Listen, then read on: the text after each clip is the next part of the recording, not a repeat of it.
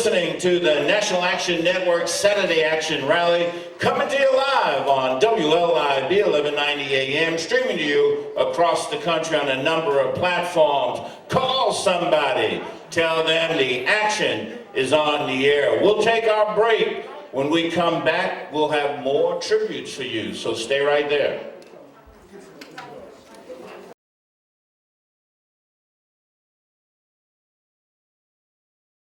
Leader, the Lord's brought you to another birthday, and we celebrate it.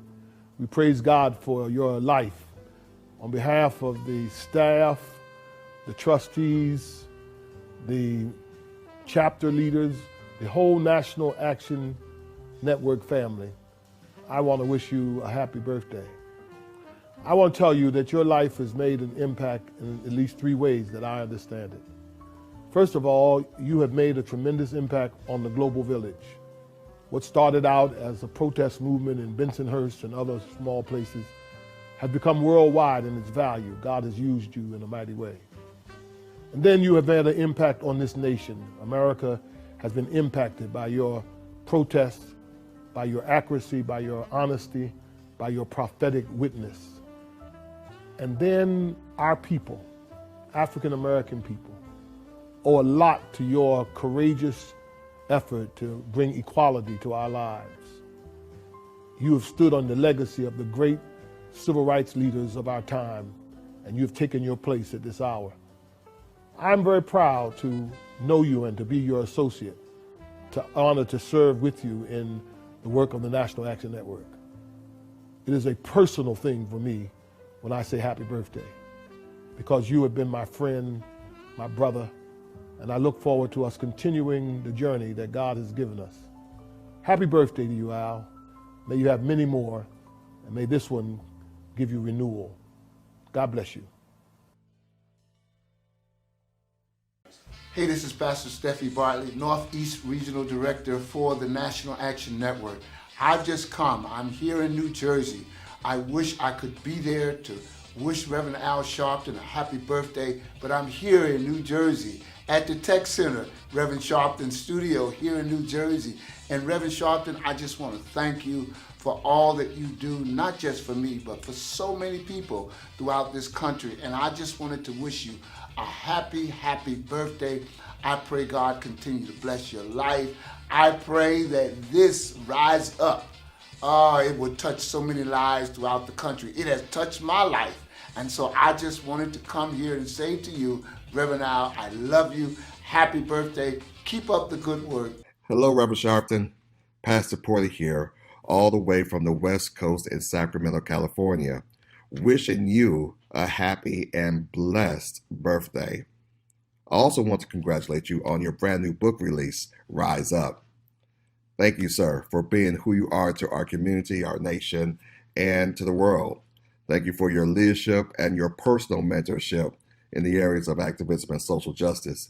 You have certainly inspired me to rise up and push my whole leadership game to a whole nother level. So again, happy birthday, and please take time to enjoy your day. Love you. Blessings. Rev, happy birthday, man. Look, I've been blessed. I got a good father who taught me how to be a man in this world, but more importantly, I got a great father who have taught me how to be a man in the business I'm in. And that's the business of serving people, fighting for justice. From the TV studio, to the radio studio, to the march, to the pulpit. You have shown us what it looks like to live a committed life. And I can tell you this, for as long as I live, and for the time that God has put me here, Nan will be in my heart, your work will be in my hand, and I will always keep it loud and proud. No justice, no peace. Happy birthday to my good friend and fellow Libran, the Reverend Al Sharpton, civil rights extraordinaire. Reverend, I'm so proud to call you my friend. Over the years, I've watched you stand up for justice, even if it meant standing alone, but you always stood for principle. So I hope you have the happiest of birthdays and many, many more. Happy birthday, Reverend Sharpton. The Leadership Conference and I are so grateful for your steadfast moral compass everything you have done for all of us, for communities around the country in the fight for justice, in the fight for racial equality. We don't know where we would be without you. And so as you celebrate this birthday, we hope that you will bring us more light, more justice, more freedom in the years to come. Thank you for everything. Happy birthday, Reverend Al. Thank you for a lifetime of incredible work fighting to make our city, state, and nation more just. And since today is your 66th birthday, I really want to thank you for not even thinking of retiring. There's so much work to be done to root out and destroy white supremacy, and it's an honor to be by your side in this battle for justice and the soul of our nation. I can't think of many who love New York City as much as you, and we're all better off for that. We're back, brothers and sisters. You're listening to National Action Network Saturday Action Rally, coming to you live on WLIB 1190 AM. We're streaming to you across the country on a number of platforms, including Facebook and nationalactionnetwork.net. We're live right here in the House of Justice, 106 West 145th Street. Call somebody.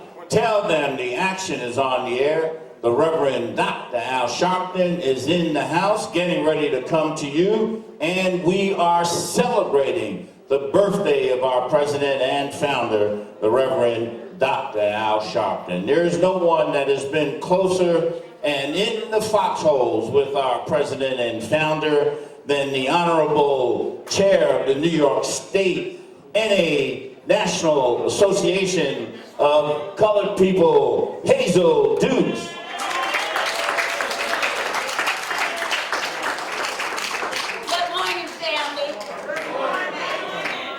It is such an honor to come and wish my brother, I come in the capacity of being a sister of Reverend Al Sharpton and as president of the NAACP. First, on behalf of myself, his sister, let me wish my brother a happy birthday and many more.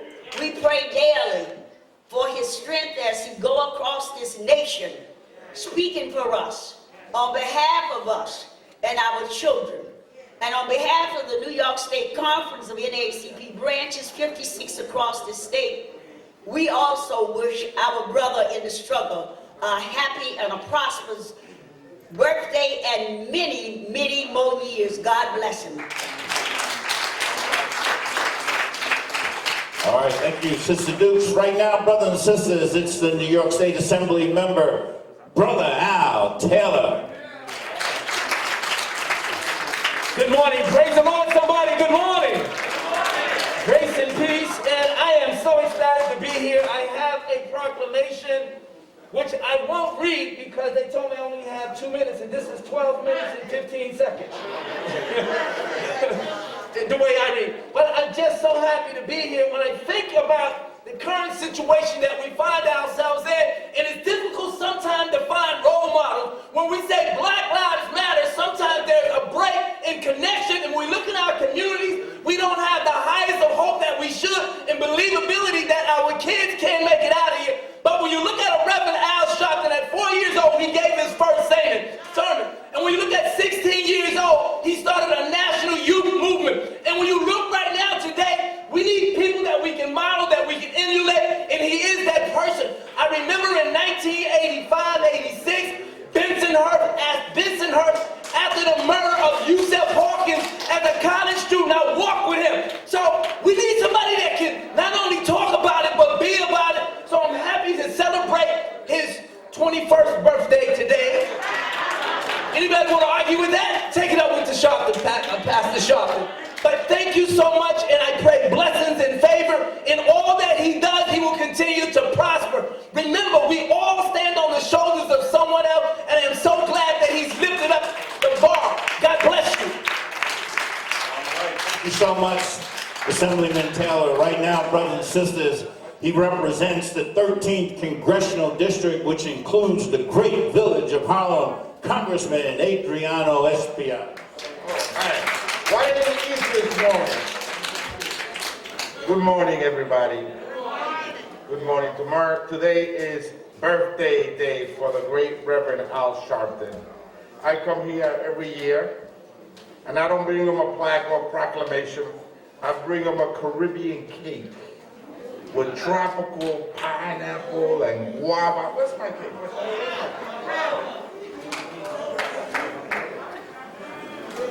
I'm gonna go back and give it to him. You know, we got lined up. He's gonna be, you know, he's gonna give his presentation, and I'm sure it was gonna be worthy and meritorious and substantive. But today is his birthday, right? So we gotta also lighten up with him, and you know, every day should be somebody's birthday. We should treat people with respect, with dignity. We should extend our best wishes to him, health for him and his family, his daughters, everybody. Extend that to him because he's out there every day, and so you know he's taking shots. You know, people taking shots at him every day, and he's out there preaching the truth. And so today we want him to lighten up a little bit after he says what he's got to say here, which is very important because these are truly critical times, right? This is the crossroad in America, right? We go one way or we go the other way, right? And we know what the other way is, right? And so we gotta, first of all, make sure you fill out your census form. And make sure you put all your kids in it. Because if you leave them out, for every person you leave out, we lose $3,000 worth of resources for schools and roads and bridges and everything else, right? Housing. And then we got to make sure we go out on November 3rd and vote. I mean, not just to vote. This has got to be like a party. This has got to be like a carnival of civil rights. This has got to be something extraordinary, something like we've never seen before. So we show not just America, but we show the rest of the world what we're built of, what we're made of. And then we'll be able to celebrate Reverend Sharpton's birthday and say, Feliz cumpleaños. Come on, say it in Spanish. You can do it. Say, Feliz cumpleaños, Reverendo Sharpton. Whoever said you weren't bilingual, God bless you. Give the face. Thank you, Congressman. Right now, brothers and sisters, he's the New York State Senator for the 11th Senatorial District, a great friend of National Action Network and the Reverend Dr. Al Sharpton, Senator John Luke. Thank you, Michael. It's great to be in the House of Justice once again. And no better time to be here than this auspicious occasion where we have a huge birthday. And I'm gonna sing happy birthday for the Rev like we did back in my home country of Taiwan. But before I do that, I got 3 messages, 2 of which our congressman already gave you. The first message is different. It's stop COVID. We all have our role to play to stop COVID. You're all wearing masks, great, social distance. We can do this. We can beat this virus, but we got to do the right thing. Number 2, census. You know, there's some question about exactly when the deadline's going to be. Don't worry about that. Just do it right now. Make sure all your friends and family have completed the census. Every person that doesn't get counted, it's worth about $3,000 a year of federal funding to New York. So please get your census done. And third, vote. And Congressman Adriano Espriella already said, get out to vote, but you can get the absentee ballots right now. Don't worry about all the issues. Don't worry about the news. Just try your best. Go online. It takes 2 minutes. nycabsentee.com. Takes 2 minutes. They'll send you your ballot and mail the ballot back right away. I mailed my ballot back already. But if you feel like you want to vote on in person, you can still show up anyway. Even if you mailed it in, they just won't take the mail ballot. Show up. But do everything you can to make sure your vote is counted this year. And lastly, we gotta say happy birthday. So, you know, I was born in Taiwan. I immigrated here when I was 5 years old. But I still remember how they do it back in Taiwan. So, Reverend Al, happy birthday to you. Happy birthday. Happy birthday. Happy birthday to you. Happy birthday. Happy birthday. Happy birthday, Reverend Al.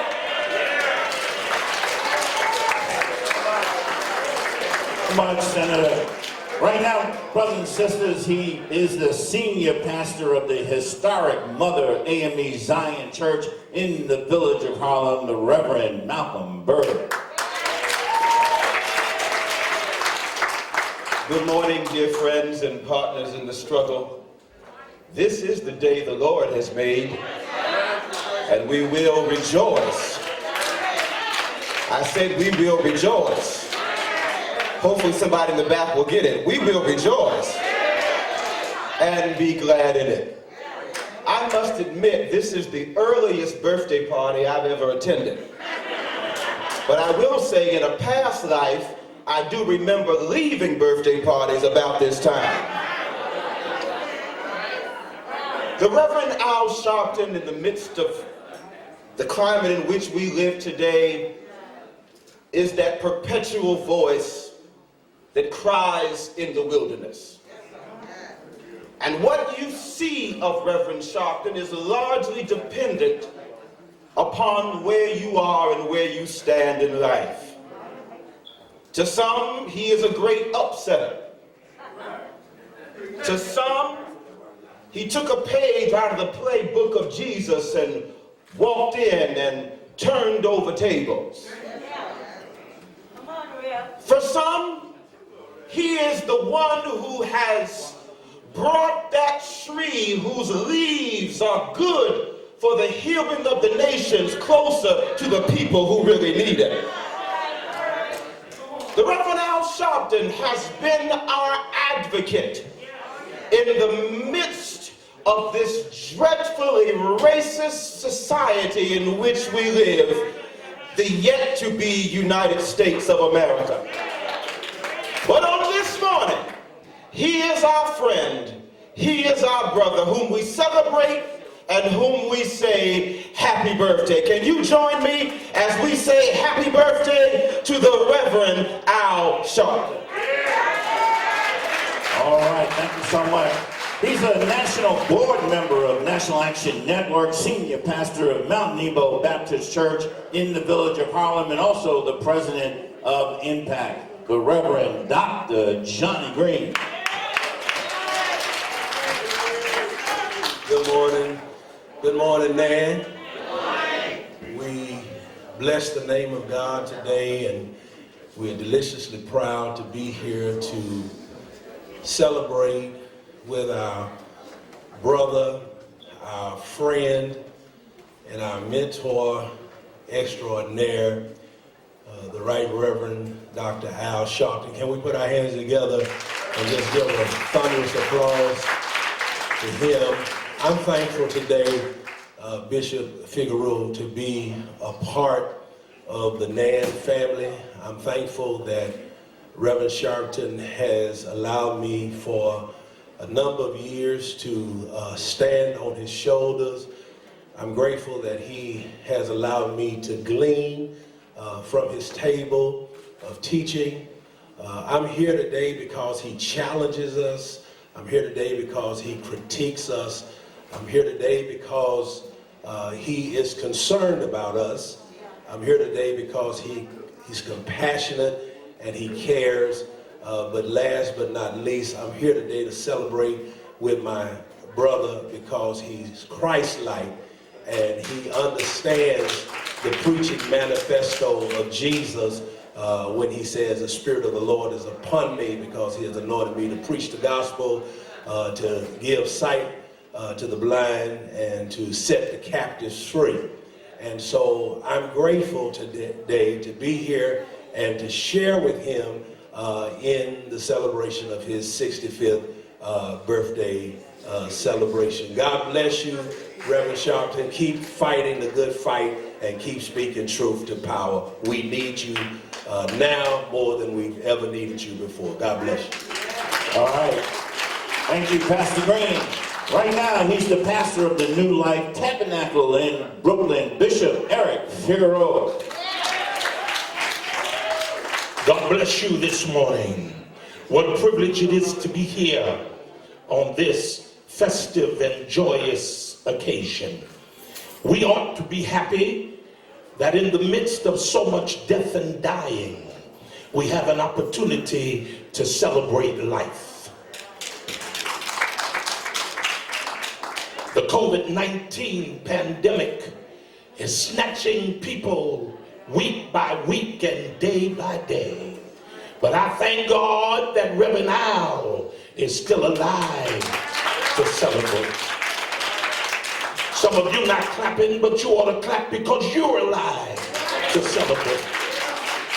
None of us have been untouched by this pandemic. But I'm glad that God has given us life. And a leader like Reverend Dr. Al Sharpton, who has been on the front line for so many issues, and God has preserved and protected him. And so I've come from Brooklyn today, and you know Brooklyn is the borough of churches in the county of Kings. We've come to the village of Harlem to say Brooklyn would not be the same if it wasn't for one of our favorite sons, Reverend Al Sharpton. Let's put our hands together and give him a real birthday clap. Thank you so much. Right now, brothers and sisters, we're pleased to have with us here at the House of Justice, the New York Police Department Chief of Community Affairs, Jeff Magritte. Good morning. To the National Action Network and the House of Justice, all the members and guests that are here. It is really an honor and a glorious day to be here today. Somebody give a hand clap to God for the reasons why we are here today. You know, 2 days ago when they grabbed me and said, hey, you want to go up to the House of Justice and have some words with the Reverend Al? I said, man, I might not have a job the next day. I said, but of course, I said absolutely, it would be a great honor to come out and celebrate the life of a tremendous leader in our community, the Dr. Reverend Al Sharpton. And one of the bigger reasons why I'm up here is because, and we all know that the Rev has been one of the toughest critics on the police department. But just because you're critical of somebody and you try to address things and change things, it doesn't mean you don't show respect. And that's exactly why I'm here, all right? This is the Chief of Community Affairs. I want all my members of the department to know, and I want all the members of my community to know that we don't have to agree to everything, that we're not gonna always see things eye to eye, but we have to respect each other. We must respect each other, all right? And my mother told me a long time ago, the things that you want for yourself and you wish for yourself, you have to wish for your brother and sister. So, Dr. Sharpton, I wish you a long life. I wish you a much more success, and I wish you to continue to be prosperous. He's been a tremendous leader in our community, and we all need to celebrate him. So God bless you, Dr. Sharpton, and God bless you all. Thank you. Happy birthday. Thank you so much, Chief. Right now, he is the public advocate of the City of New York, the Honorable Jumaane Williams.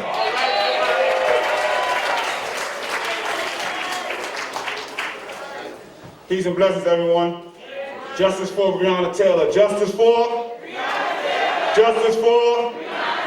Justice for? Black Lives Matter? Black Lives Matter? No justice? No justice? All right, how's everybody doing out here? All right, I'm taking it day by day. I know it's a little rough out here, but we're going to make it through. I am here, obviously, to help celebrate the birthday of the one and only Reverend Al Sharpton. And that is, it's just amazing because all of us are here and we're healthy. A lot of folks can't be able to say that. We're in the midst of a few crises going on. And some of the people who are going to come before us, we have to hold them accountable as well. I want to make sure, even though they're here and they're celebrating, that they're held accountable because we have some storms coming up ahead. But I am thankful for Reverend Al Sharpton for the things that he's done, fighting causes long before everyone had it on TV, long before it was popular to bring it up. Reverend Al Sharpton was talking about it.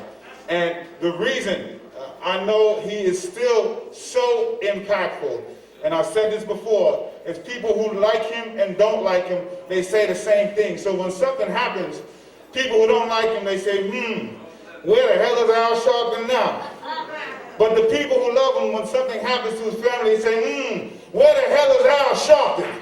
I need somebody right now because my family is in trouble and no one else will listen. And that's how you know the mark of a great person. So I'm so glad to be here to help celebrate his birthday. And I'll be here as long as I can in the National Action Network. Every time I come here, I'm home. So I thank the Village of Harlem for all of your support. I'm thanking you for the support of Reverend Al Sharpton. And I know John Luke did this. I think I could do a little bit better. So here we go. Happy birthday to you. Happy birthday to you. Happy birthday to you. Happy birthday to you. Happy birthday. Come on. Happy birthday. Happy birthday. All right, that's it. Peace and blessings, everybody. Thank you. All right, thank you. Mr. Public Advocate. Right now, she is civil rights activist, former chair of the Civilian Complaint Review Board, Maya Wiley.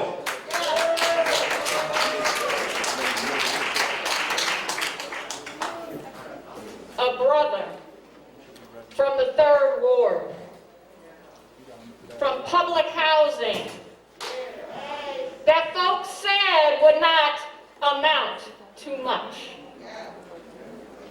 Well, I think Reverend Al Sharpton has shown the world that a brother from the 3rd Ward, from public housing, not just can he amount to something, that he has shown and pulled us together to show that we all can amount to so much more.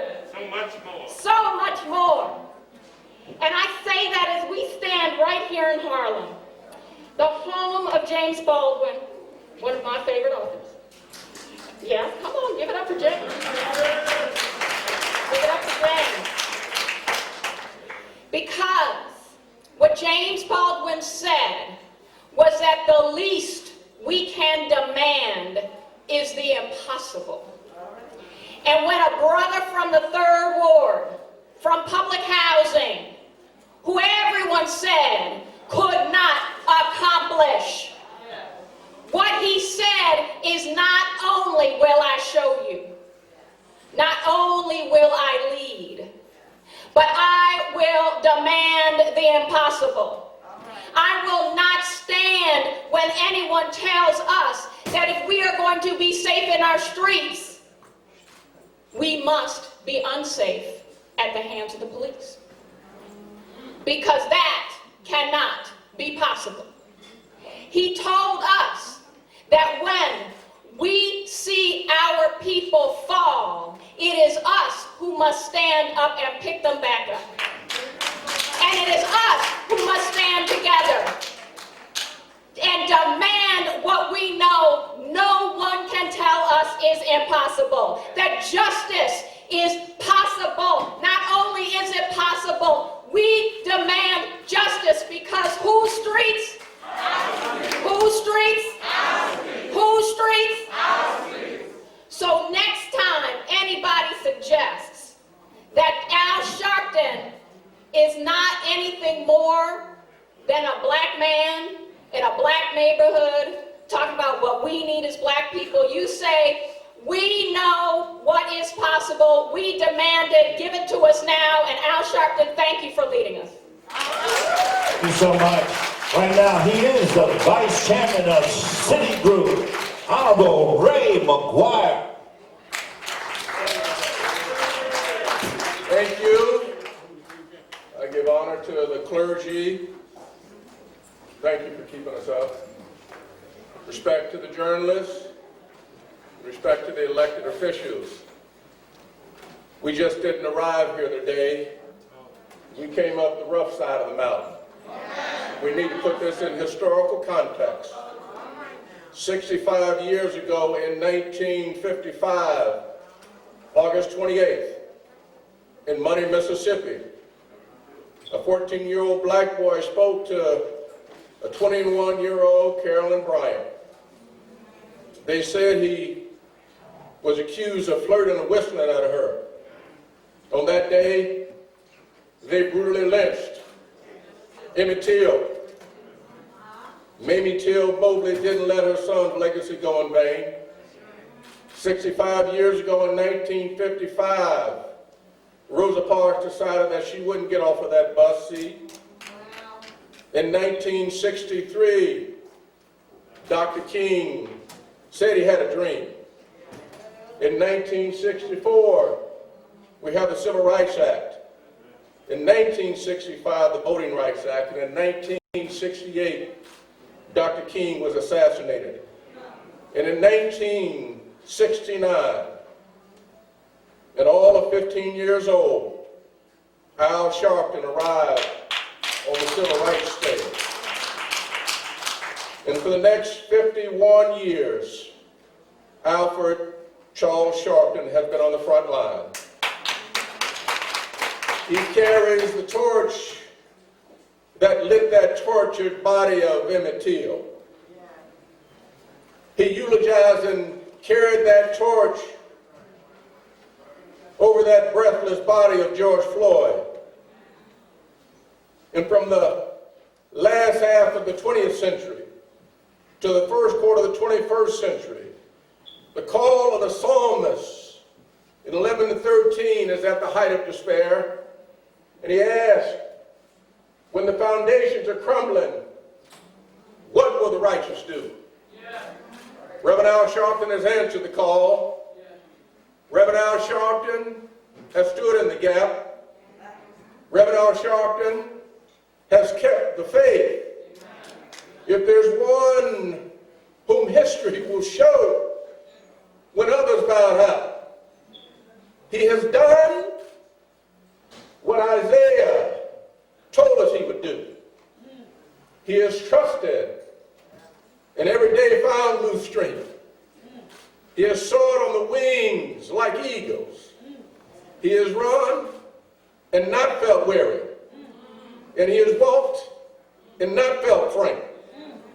And as you look across the landscape of civil rights, social justice, economic opportunity, education equality, and healthcare rights, there is but one who's still standing tall. Thank you, and happy birthday, Reverend Al Sharpton. Hi, it's Congresswoman Terry Sewell from Alabama, wishing you a very happy birthday. I am so grateful to you, National Action Network, for all that you do for the fight for the underserved, the unprivileged, the indigent, and voiceless among us. I am indeed personally thankful for the friendship and support that you have shown me and my constituents in Alabama throughout the years. From standing with us in Birmingham, Alabama, to save the indigent care at Cooper Green Hospital, to your annual pilgrimage to my hometown of Selma to commemorate Bloody Sunday and the anniversary of the Selma to Montgomery March, you have truly been in the trenches with us in our fight for equity, voting rights, and restorative justice for all. Happy birthday, Reverend Sharpton. May God continue to bless you in health, happiness, and strength for many years to come. Reverend Sharpton, I just had to wish you a significant, historic, and freedom-loving happy birthday. Thank you for always being on the battleground of social justice, of criminal justice reform, and of enlightening us about the freedoms that all people deserve. Thank you for being there for Trayvon Martin, for Jenna Six. Thank you for being there in a mighty way for the horrible and heinous acts against George Floyd and being there for their family. Thank you for being there for Breonna Taylor and Walter Scott and Eric Garner and so many others. But thank you for being the kind of astute questioner of the probative mind that understood the vastness of social justice and voting rights, and yes, the importance of reparations. So I want you to have a dynamic birthday, and I want you to know that we couldn't love you any more than we love you down here in Houston, Texas. We love you in Texas. We thank you for sharing yourself with us whenever we call. And I just want to say for a moment, you have a wonderful birthday. I'll never forget the moment you came to honor my mother in a homegoing celebration. That's the kind of man you are. Many more years, because we need you in this nation. Happy birthday, the Reverend Al Sharpton. Reverend Al, Eric Johnson, President and CEO of the National NAACP. On behalf of our members across the country, I want to wish you a happy 28th birthday as you celebrate this momentous occasion and continue to be the voice and the advocate that we all need you to be. Stay strong, stay vocal, stay focused. Peace and power. Reverend Sharpton, you have devoted your life to justice and equality. Thank you for using your voice to empower those who don't have a voice. Thank you for speaking up on issues like the digital divide and connectivity to underserved communities. But today, we celebrate you, Reverend Al. Thank you, and happiest of birthdays. Marie.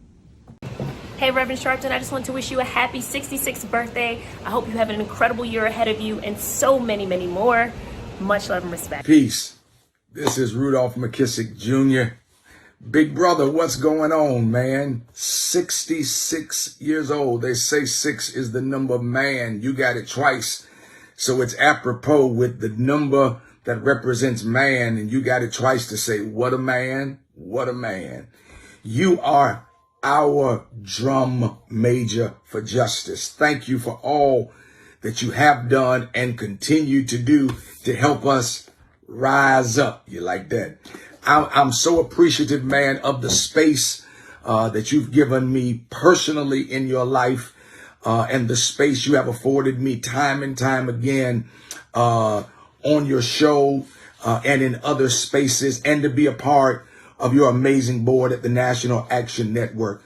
What you do continually for us as a people, for prison reform, for getting out the vote, and for making sure that we are informed of what our needs are and what we need to do is absolutely amazing. You are, without question, a prophet without peer, to use my boy Freddie Haynes' phrase. You are smooth as the other side of the pillow. When I get to be your age, I'm going to be that slim and I'm going to be that smooth, and my hair going to be that slick. Man, you know I love you. You know Kim loves you. She sends her love, and happy birthday. And the first time I get back to New York, we going to have a cigar on me, but it's going to be at your club. So it might be on you. Love you, man. Happy birthday. Live on WLIB 1190 AM. We're live right here in the House of Justice, 106 West 145th Street. I want all of you right here in the House of Justice, and if you're watching us online, stand up, put your hands together for the birthday gentleman, the president and founder of the National Action Network, the Reverend Dr. Al Sharpton. No justice, no peace. No justice, no peace. No justice, no peace. No justice, no peace. What do we want? Justice. What do we want? Justice. What do we want? Justice. When do we want it? Now. When do we want it? Now. When do we want it? Now. When do we want it? Now. Fist bump the person next to you, tell them you love them.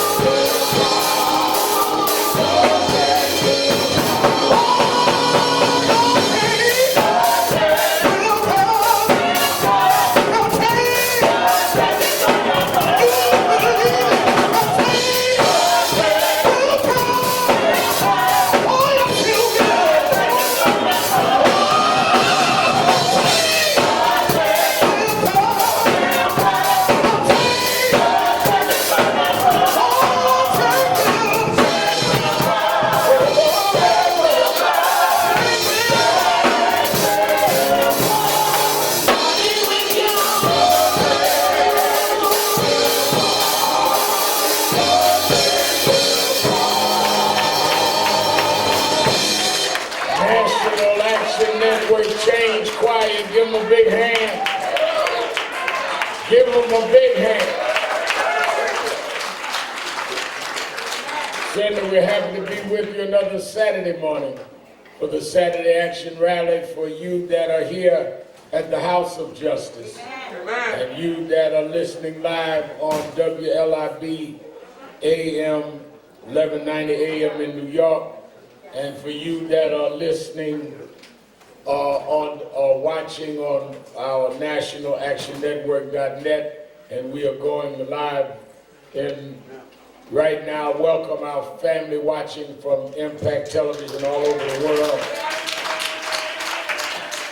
Certainly I'm happy to be with you another Saturday morning to give our report on where the action is. Give a hand to our presider, Attorney Michael Hardy. And certainly to our Minister of Music, our musical director, Tyrone Nichols.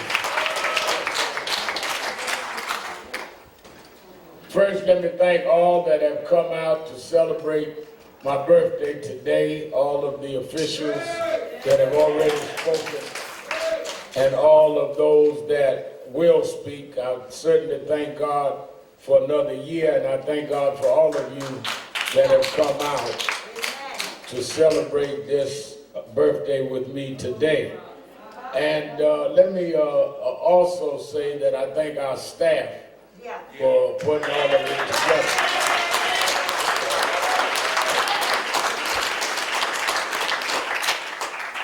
It is imperative that we also work while we celebrate. Because we are in some very serious and challenging time. Now, let me say this. As we look at this just past week, we have a nomination for the Supreme Court that they are now fast-tracking into trying to have a confirmation hearing and then a vote. If they have a 6-3 majority in the Supreme Court, on the calendar is first the Affordable Care Act and affirmative action and voting rights and gender rights. So it is imperative that we keep our eye on that ball. Then, and I'm coming back to it, I'm going somewhere with this. Then we have, later in the week, a debacle that they call the debate.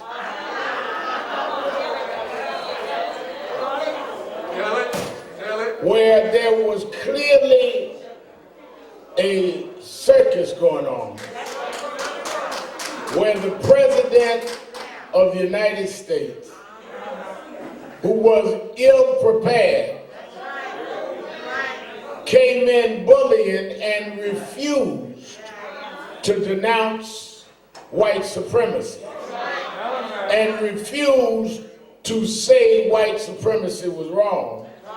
And when they asked about a hate group, he said that, well, they should stand back, stand by.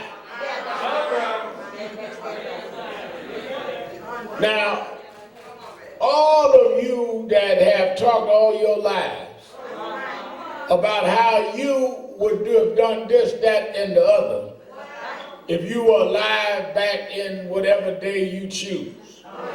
If I was alive during slavery, I'd have done this to the slave master. If I'd have been alive during segregation, I wouldn't have sat in the back of the bus.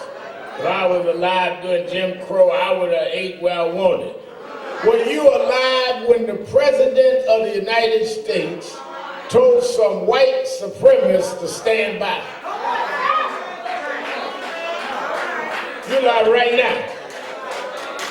You're alive right now. When the grand jury audios have come out in Breonna Taylor, and they showed that the prosecutor never asked the grand jury about charging for homicide. You're alive right now. That's right.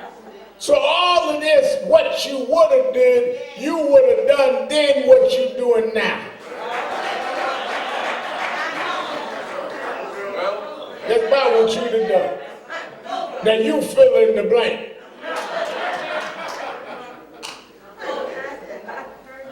Now, the reason why many people criticize those that are out front is because many of them, Reverend Green, are trying to cover up that they ain't out front themselves.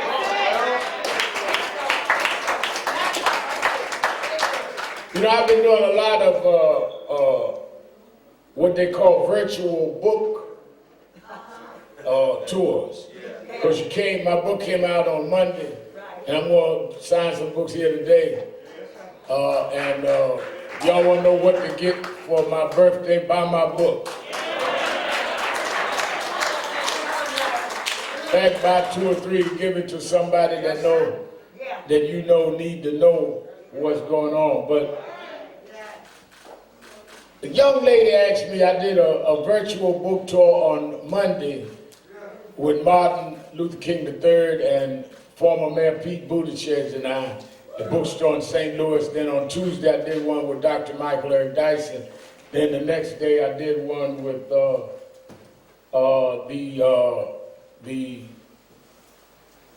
I'm trying to remember the city, but anyway, it was a book tour that I did with one of the co-founders of Black Lives Matter, and I think, yes, I don't know what y'all trying to talk through. I can't understand nothing y'all saying. Y'all remember throwing me off. And then we went on yesterday. So yesterday when I did this with Talik McMillan, young lady asked me, she said through this virtual, they would, type in what they want. She said to me, why do you keep going? Why do you keep doing what you do? And I thought about that early this morning when I got up on my birthday. And I said to her, and I thought about it this morning, that Mark Twain said something that I often think about and sometimes repeat. And that is that the 2 most important moments in your life is the moment you were born and the moment you find out why you was born.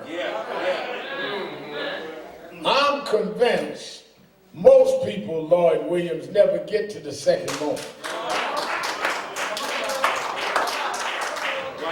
Most people celebrate the day they was born and the moment they was born, but they never get to why they was born.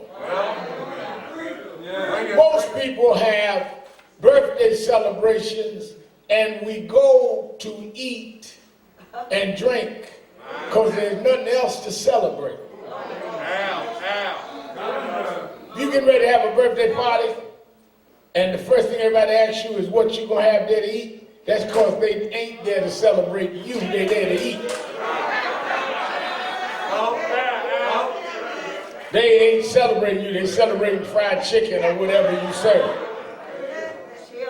At some point, you ought to ask yourself why I was born. And I'm going to tell you a secret, 66 years old, that you will never be stress-free and relaxed until you come to terms with why you were born. And if you come to terms why you were born, nothing can bother you as long as you're fulfilling the reason you're here.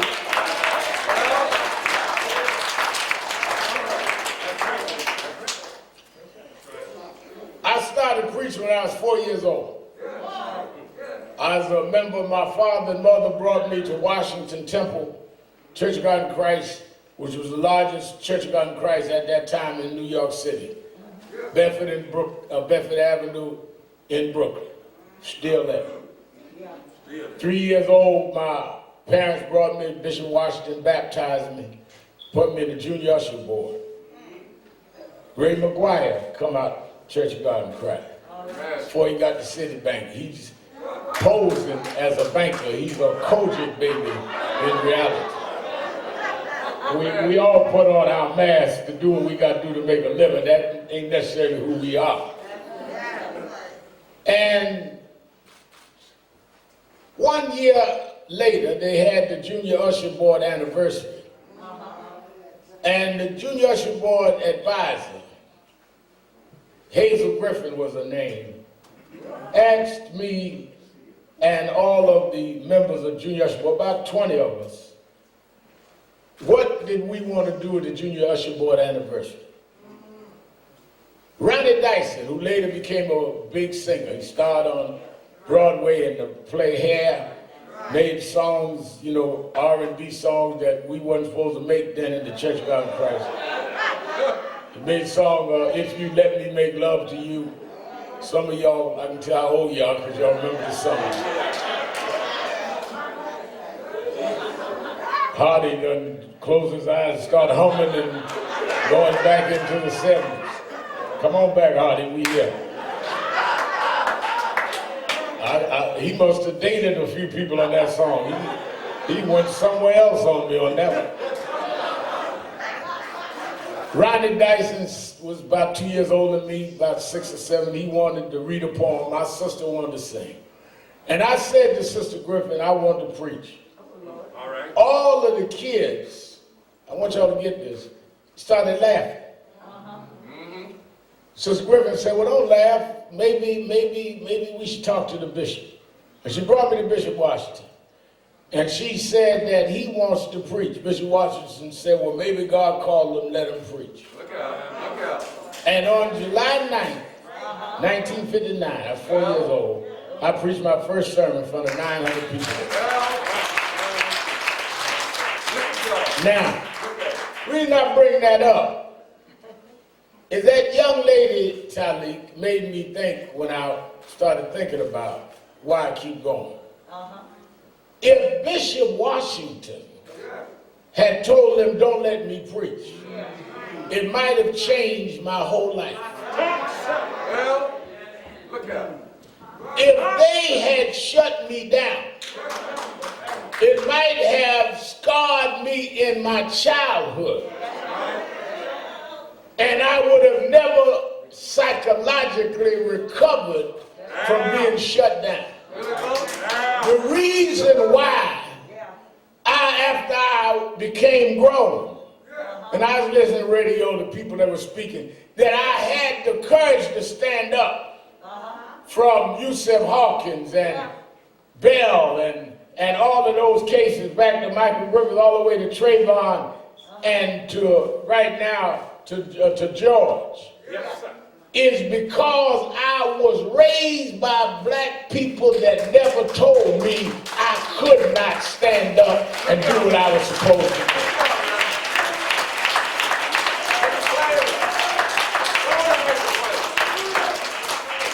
Let me tell you, why I talk about it in the book, Latte Liberal, let me tell you something.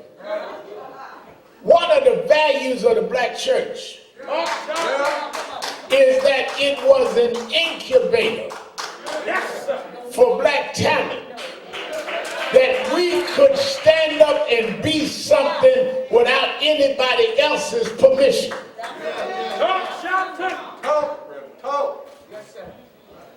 When I was growing up in the black church, I saw black men running the deacon board, black men running the trustee board, paying the bills, black missionaries taking care of the sick when we didn't have health insurance. I never knew white authority till I was grown. I grew up watching blacks in charge in the black church.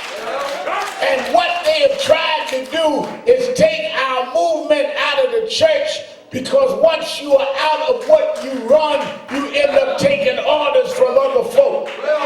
And the reason why the left and the right got a problem with me is they don't give me orders because I never worked for them.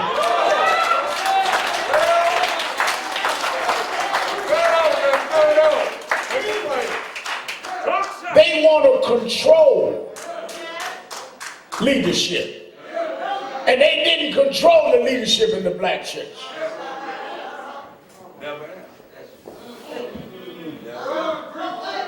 That's why they come with all this stuff. Well, we got to do it this way. No, I don't. No. Y'all ain't got to do nothing. But stand up and affirm who you are. So I started preaching at 4. Before I could read or write. When I went to school, Johnny Green and give me about 3rd or 4th grade, they started giving me homework. I'm going to tell you, my first civil rights activism was I was in the 4th grade. He gave me homework, and I wrote on the heading of my homework, Reverend Al Sharpton. I'd been licensed by Bishop Washington. Yes, sir. Teacher had a fit. I was at PS 134 in Queens. His then father was still home. We had a nice house in Queens. Teacher had a fit. She said, "What is this?" I said, "Excuse me, I thought you were talking about my homework." She said, "What is this on the heading of your paper?" "You're not," I said, "I'm a minister at Washington Temple in Brooklyn." "No, you're not. You're a kid in the 4th grade." I said, "No, I'm." And this went all the way to the principal, to where Bishop Washington had to come to the school and explain that I was a licensed boy preacher in the church back then.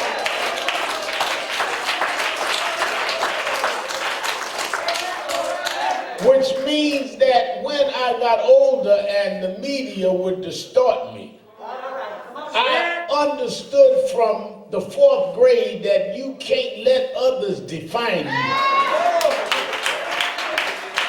Because if you let them define you, they can confine you, I was taught. I'm trying to give you the understanding of my life is that I didn't just become like I am by accident. I came because I was nurtured in the bosom of those that believe we would stand up to find for ourselves who we are and why we are. And we've lost that. We've allowed too many people to tell us who we are, rather than tell them who we are and what is our agenda. So run me right into what we're looking at in the country. President is in Walter Reed Hospital. I went to bed the other night, did Lawrence O'Donnell show and some other shows pushing my book, woke up the next morning, President was found positive with COVID-19 and the First Lady. I'm scared to go on Morning Joe yesterday morning. Everybody waiting on me to mock the mocker. But as I was riding 5:30 in the morning to the studio, I got Donald Trump done tweeted against me, done called me names, all that. But I thought about, we got 3 policemen indicted in Minneapolis for killing George Floyd. We have 3 others indicted in Brunswick, Georgia for killing Ahmaud Arbery. We got others indicted in Atlanta for killing Brooks. I am not going to say anything to get in the way of those cases so that I can get some sound bite and get all over the news saying something about a 74-year-old man. I'm going to rise above his level to keep my eye on the crowd, because we got battles that we got to fight. In fact, I pray for his recovery. Just like I pray for the recovery of those that I I believe his policies helped to cause the problem in the first place. Despite what he did, I pray for those that despitefully use it.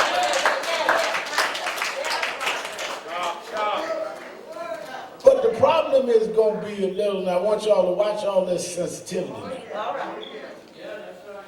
What happens now with this campaign? Trump can't campaign.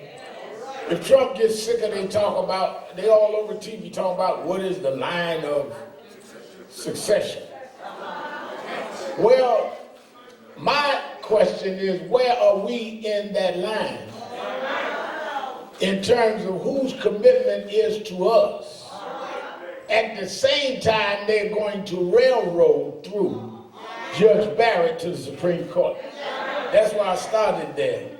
I was going back. I took a long way around. I know, Talik, I'm old, but I don't lose my place. I knew where I was going. People think I brought up Barrett for a reason. I was taking a long way back to her. Don't get caught up in the daily drama of what they're going to do with the presidency, that you forget that they're going to make constitutional decisions with this woman on the court that will permanently affect health care, voting rights, women's rights, and affirmative action. Don't miss the real problem for the drama. Whatever happened to Trump, the doctors and him and God gonna have to figure out. But what's gonna happen with law, 9 folk on the Supreme Court gonna figure out. McConnell is up for election right now. Yes, sir. Lindsey Graham, who is the chairman of the Judiciary Committee, that the hearings are conducted in front of that committee. He's up for election right now. He's tied in the polls with a black man named Jamie Harris, who has raised more money than him. What we ought to be doing is putting the pressure on in South Carolina and in Kentucky, telling them that you need to hold on them hearings right now. We need to put pressure on them that they should not go in an emergency situation. They could not rush the Senate back to vote on the George Floyd Justice and Policing Bill. You wouldn't rush the Senate back to vote on John Lewis Voting Rights Bill. You wouldn't rush the Senate back to even vote on a stimulus bill to help those that are now broke because your last stimulus was so long ago and to keep businesses open. But you would rush the Senate back to stack the Supreme Court so you can take away health care from 20 million people so you can end affirmative action. We need to be on the case of McConnell and Lindsey Graham.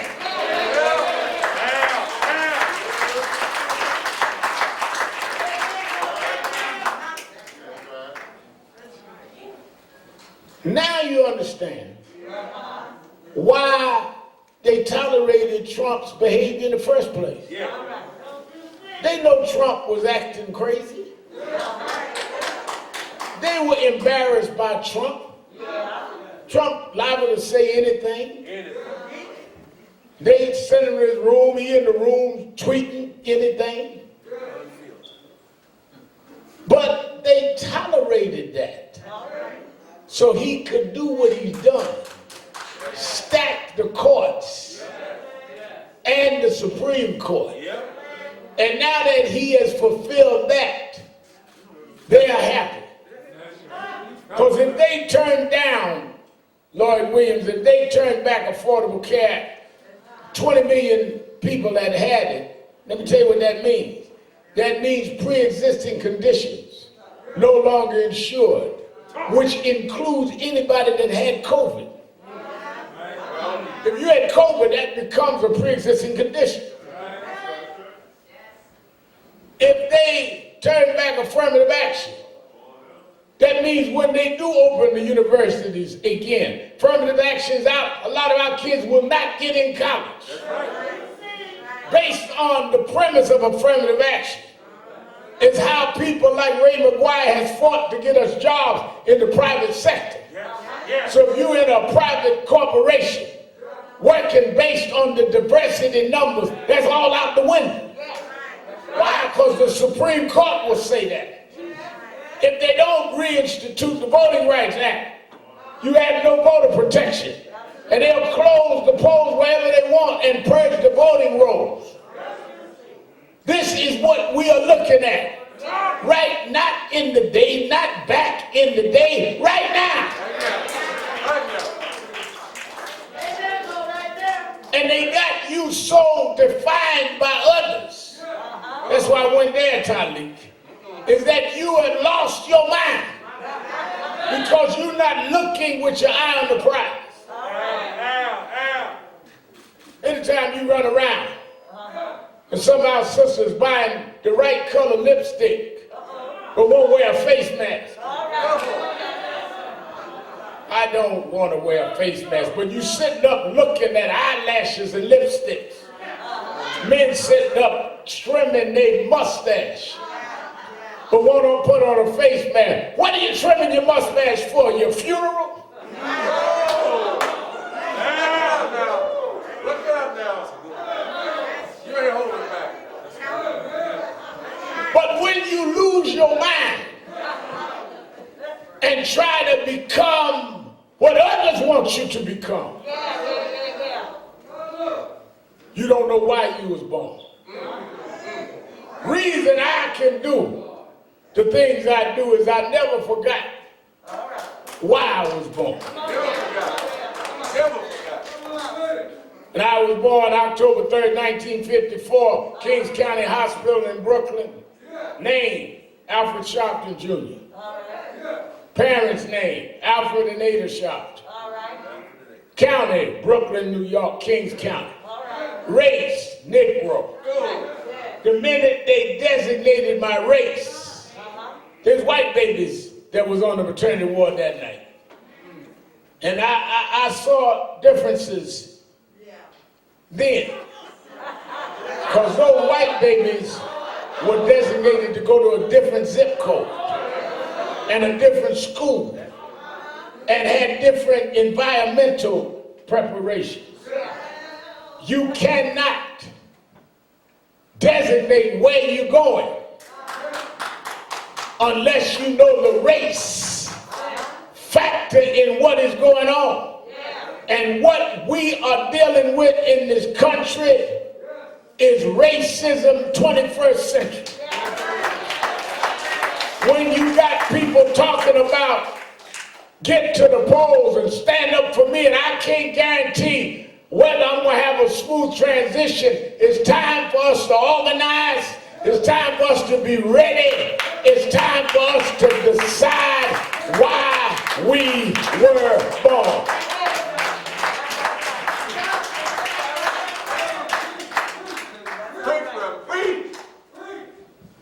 Right here in New York, when we fought fights like Eric Garner, like Michael Griffin, like Stop and Frisk, every one of them, media wasn't on our side. No. I was a troublemaker. I was controversial. You get some preachers, John Reed tell you, they write about the influential Reverend so-and-so. I do something, it's the controversial Reverend Al Sharpton. Who decides who's controversial and who's influential? You can't let people define you. Reverend Al is not preaching like the rest of the preachers. No, the rest of the preachers are not preaching what's in the Bible.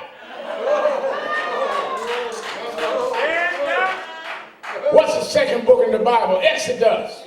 What is the Exodus? A march of liberation from slavery.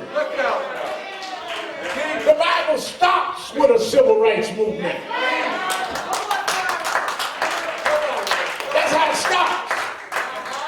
So what do you you talk about are you in the civil rights or are you in the word? No, you get in the word. The second book in the Bible, the word said, go tell Pharaoh to let my people go.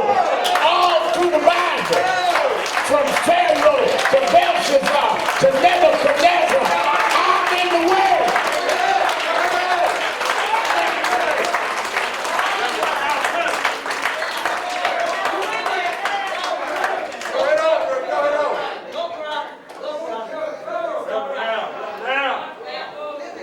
Let me end this. Before I end, I'm going to take there's two officials here now. They're renaming the street in Queens today and naming Merritt Boulevard after Floyd Flake.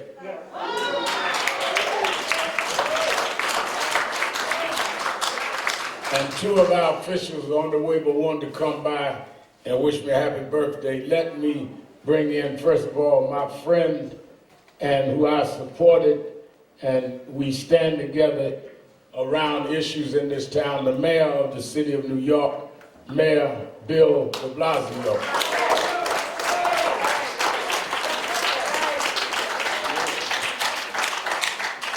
Good morning, everybody. Good morning.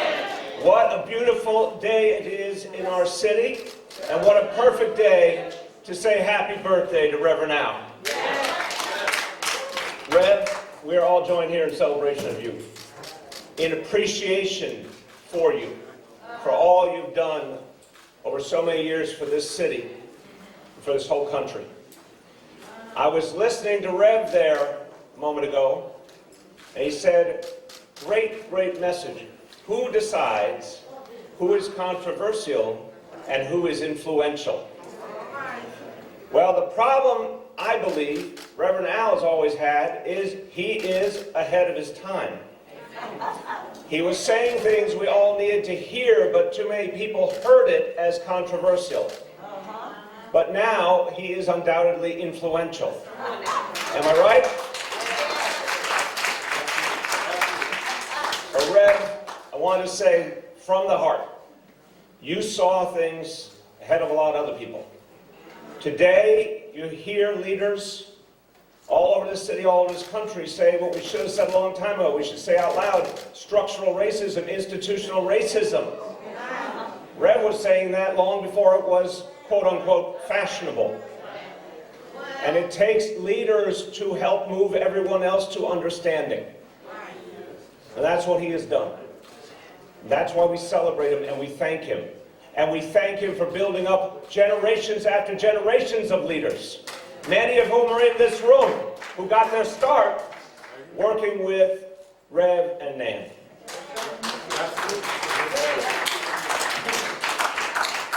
Now I have to tell you an experience I have had with Rev.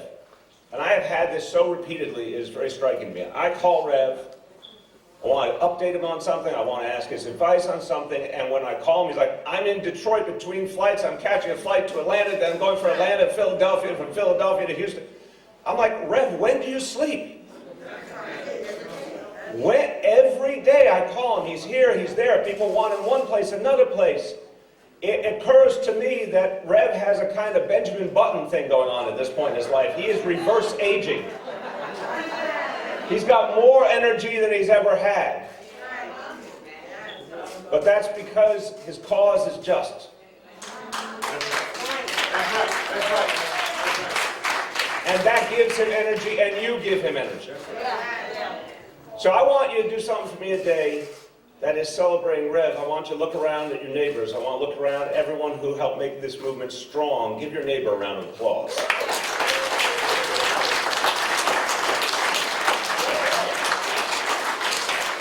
Because one thing Rev has been clear about, it is about a movement. It is not just about one leader. It is about a movement. And how pertinent in this year 2020, a year like no other, a year of profound and deep challenges, but also a year of transformation. A year of transformation. That we remember it takes a movement.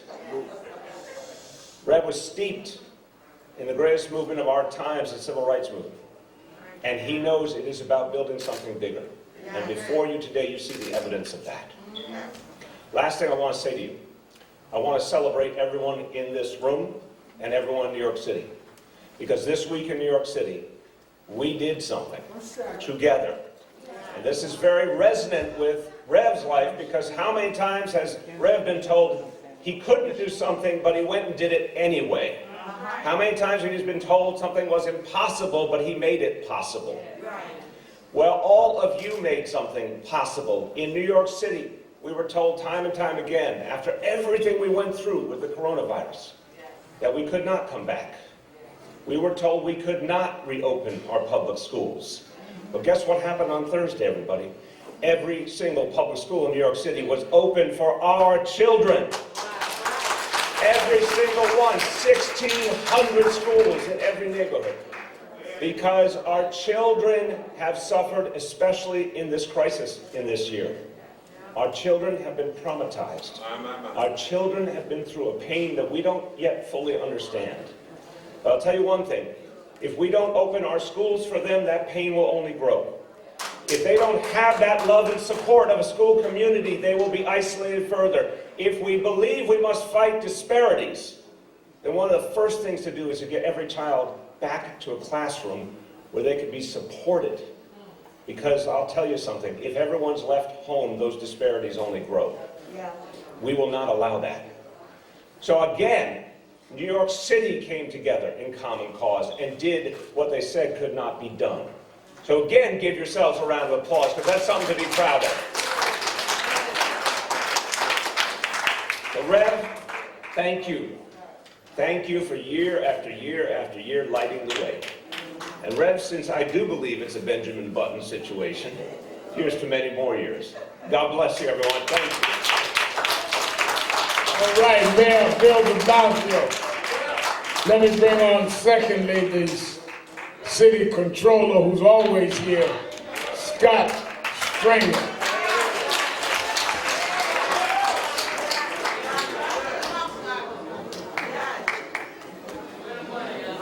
I was in the back negotiating with Marcus. It's going well. Give it up for the grandson, right? I know how proud you are, and I know how proud you are, Rev, of your family and the people who surround you and love you, and to your extended family here today.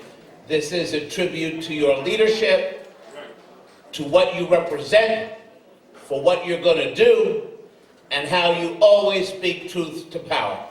I am proud to call you a friend. I have appreciated your advice, and I've also appreciated when you've called all of us out to do more and do more. And that is the life and legacy of Reverend Al Sharpton. Do you agree? I agree.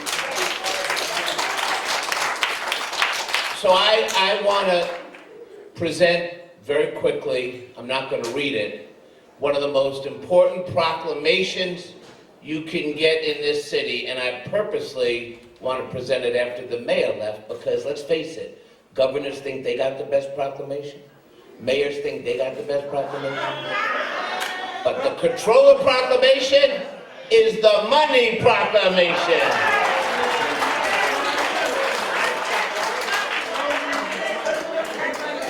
Happy birthday, Reverend!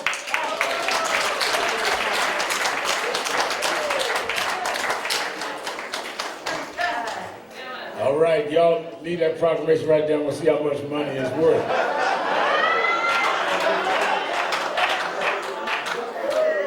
So let me go back to where I was. That's another thing you can know, Talik. I'm still young enough to remember my place in the message. If you are knowing that you were born to fight for a purpose, and if you are raised in that purpose, and if you are called to preach the word, then preach the word. Don't preach the sanitized version of the word. Don't preach the word that gives Pharaoh comfort. Don't preach the word that you are a cover for Pharaoh. Preach the word that tells Pharaoh to let my people go. Preach the word that breaks shackles. Preach the word that frees slaves. Preach the word that says that God did not make his children unequal. If you are not willing to preach that word, then sit down and let somebody stand up that'll preach the word. One of the things that I learned early in life is that if you answer the call on your life, then God will give you energy and strength to back you up. You wonder why you don't feel right sometimes, maybe because you have not answered the calling on your life. Somewhere I read, though, if you seek ye first the kingdom, not your career, the kingdom, not what you figured out you could become by logic, the kingdom. Seek ye first the kingdom of God and his righteousness and all these other things you want in your career will be added to it. Y'all are trying to get the added before you get the it.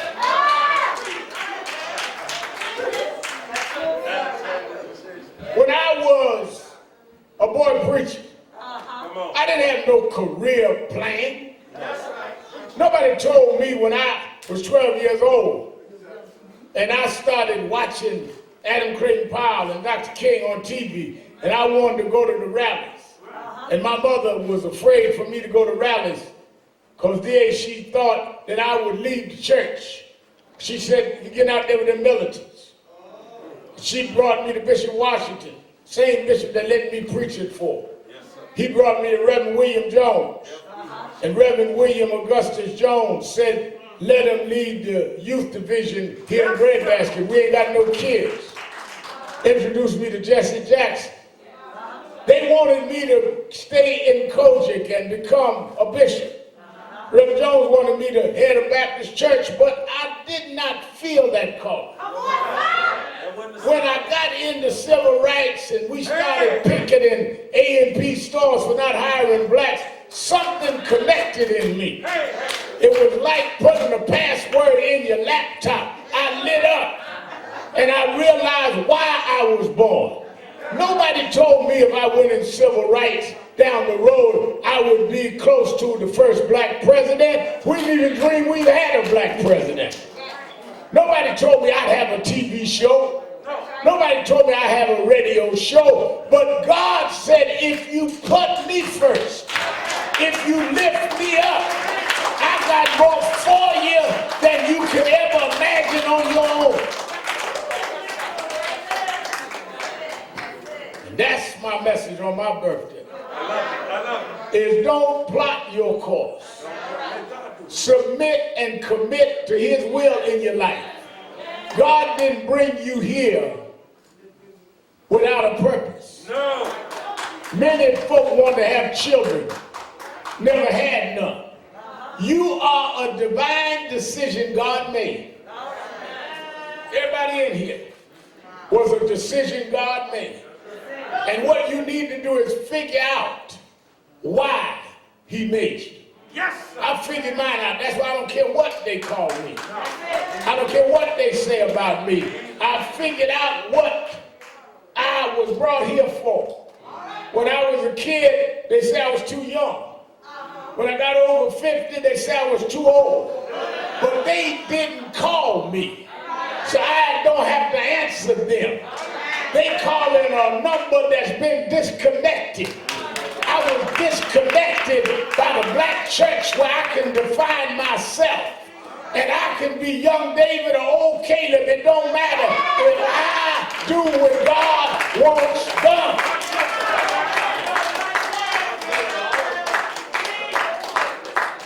That's why I don't feel no ways tired. I'm 66 years old today. I've been through storms and tribulations and trials, but I don't feel no waste time. I spent nights in jail. One day they kept me 90 days for standing up for young folk in Puerto Rico, but I don't feel no waste time.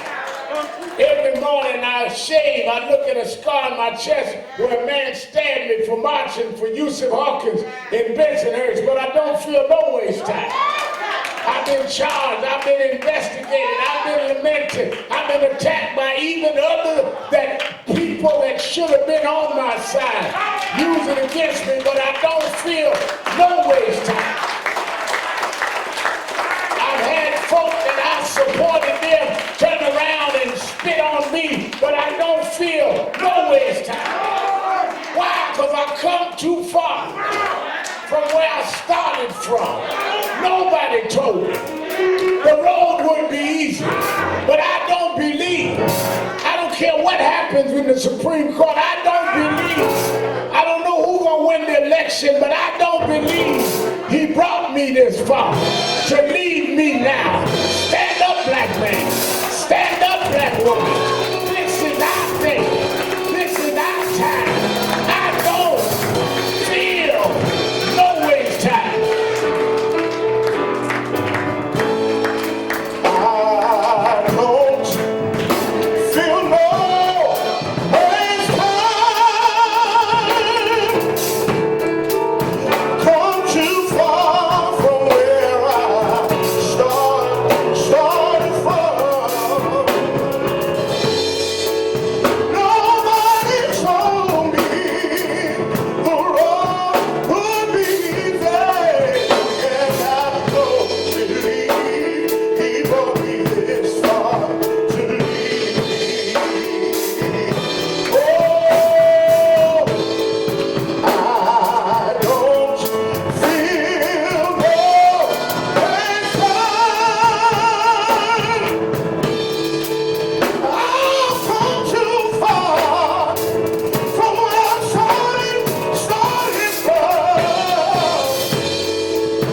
Nobody told me the road would be easy, and I don't believe he brought me this far. I don't believe God will bring me this far. No, I don't believe he brought me this far. Don't believe the Lord will bring me this far to leave. God is singing. Everybody sing. Everybody singing.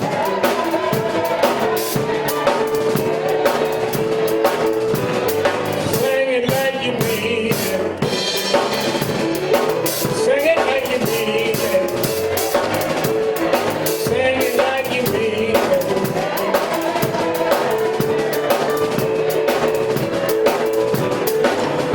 Everybody singing.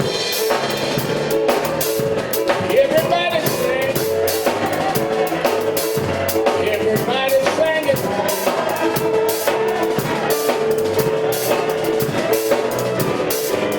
I'm opening the doors of the movement. There may be someone here today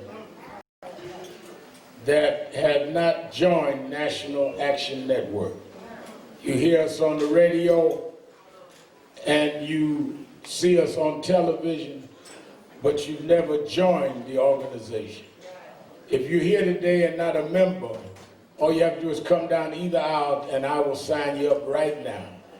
Nothing would be better than to join on my birthday. Come on and join right now. Everybody singing.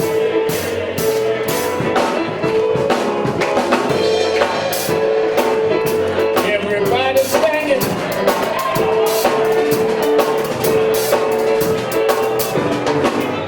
Everybody singing. Everybody sing. Everybody singing. I'll see you right out. One more time, y'all. One more time, y'all.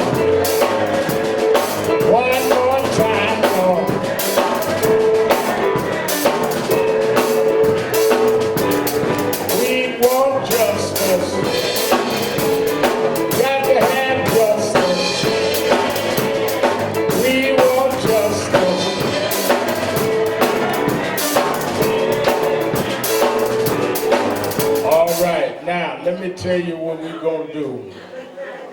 We got a few more tributes.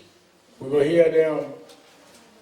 And we're going to do that all about 10 minutes. So y'all that spoke earlier when I was listening in the back went overtime. I'm out here now. When I say 2 minutes, I mean 2 minutes.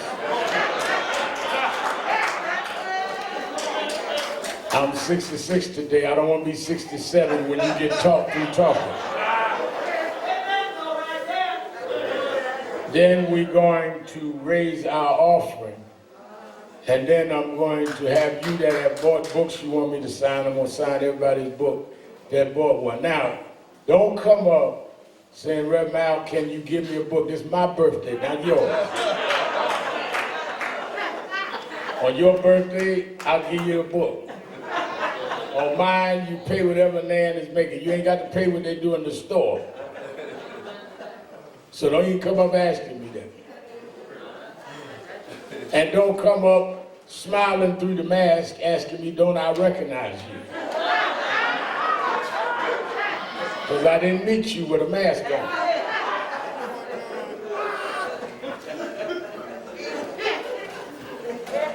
That's one good thing about wearing a mask. I wear a face mask everywhere I go. Is that folks be stopping in the street, want to take selfies. They don't know if I'm smiling or not now. We used to have to act like we were smiling, the DAs here. I can just be poking my lips out now. Don't nobody know but me. All right, let me go ahead.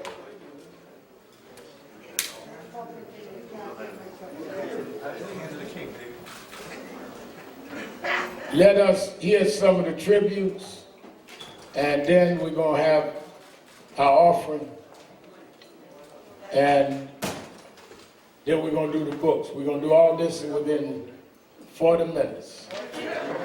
And then I'm going, are we ready? All right, while we're getting that together, I'm going to bring up some that are here in person. But I want y'all to also see the videos as well. Let me welcome the District Attorney of Bronx, Darcel Clark. Give him a big hand. We can do better than that. Thank you, Reverend Sharpton, and happy birthday. I wanted to stop by to say that because you have done so much for us in this city and in this country and in this world. Thank you for standing in the gap and being on the battlefield for those who can't speak for themselves. For those people that be thinking things, but they don't have the heart to say it. This man has the spirit and the heart to speak for us as a nation. As the first woman DA in the Bronx and the first African-American woman elected DA in New York State, I would not be here if it was not for the advocacy and the fight of this man, Reverend Al Sharpton. When I first took office, one of the first, you talk about controversy, most controversial case I had in my first 6 months is that a 66-year-old woman suffering from mental illness was shot and killed by the police in the Bronx. And that was a big thing for me, getting into office just right away. How do you calm the community? How do you make sure you get justice for Deborah Dana? And what did I do? I called Reverend Al Sharpton. And I asked him for his guidance. And I asked him to pray for me, first of all, and also to give me some guidance in my leadership in how to handle it.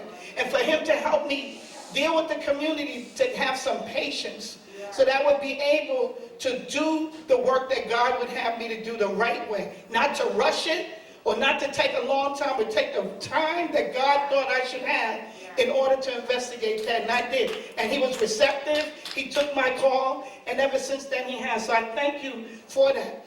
You know, when you said, why do you do this? You know, I do it because I see leaders like you helping us lead the way. So I'm happy to do this work. I do it because there's a woman in the audience by the name of Eve Hendricks. 3 months ago, her son was murdered in the Bronx, 17 years old, Brandon Hendricks, okay?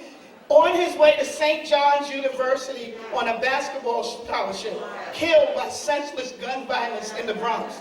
I do this work for her so I can bring justice for Brandon. So thank you for giving me the example, Reverend Sharpton, to do this work, and I wish you many, many more happy birthdays. Give a hand, D.A. Clark, from the borough of Brooklyn, longtime friend, state senator from Brooklyn, Kevin Park. Good morning, National Action Network. I'm State Senator Kevin Parker. I represent the 21st District in Brooklyn, which is Flatbush and East Flatbush, Midwood, Dittmers Park, Windsor Terrace, and Park Slope. I am the majority whip in the New York State Senate, and I am the chair of the Energy and Telecommunications Committee. And let me just say, it's good to be in Harlem. I love to come to National Action Network. But understand this, Reverend Sharpton is Brooklyn's own. And this is a brother who I have modeled my service after. And so when we look at New York, which was the first state to do police reform, we did 10 bills. 4 of the bills were mine, including the false 911 reporting bill, right? That stuff was built on the work that I had seen coming up in politics in this city, following people like Reverend Sharpton, but particularly this man who's from Brooklyn, somebody I always stood up to, stood with and followed. And at Brooklyn College, people don't know, even as an activist at Brooklyn College, and Kirsten Floyd will tell you this, helped with Nick Perry develop a whole party on the campus of Brooklyn College to fight against the white supremacist party that was running the campus. And so there's a long line of activism that goes there, from the streets to the campuses and now to the boardrooms. And I just want to thank you for all that you've done, and thank you for all you're going to do. Wishing you long life, good health, and continue to fight for us and our people. And I'm going to be with you every step of the way. God bless. All right, we're going to run the video, and then I'm going to bring on the last ones. Yeah, let Miss Duke sit down there with me. I want to see this video myself. And then we're going to raise them. I'm giving y'all time to go in your secret place where y'all hide money and give me some money out. Y'all put them right there so people can see it. All right. This is Chuck Schumer, and I want to wish a very special happy birthday to my friend and our great leader, Reverend Al Sharpton. Now, many of you may not know it, but Reverend Sharpton and I share a lot in common. We're both from Brooklyn. We grew up a few miles away from each other. In his youth, the Reverend was a sensation as a child preacher, and I was a quiet member of my neighborhood Cub Scout troop. Later, while the Reverend was promoting James Brown concerts, I was traveling to Bob Dylan concerts. All right, we don't have everything in common, but one thing we share, we have both been fighting Donald Trump for a long time. Trump wanted to take over Starrett City in Brooklyn, kick out all the working class residents, and make it into luxury condos. We beat him. Reverend Sharpton's been fighting Trump ever since the Central Park 5 days, where he was vindicated, although too many years later. We also got into public service in a similar way. Me at 18, volunteering for the anti-war campaign of Eugene McCarthy. I so hated the Vietnam War.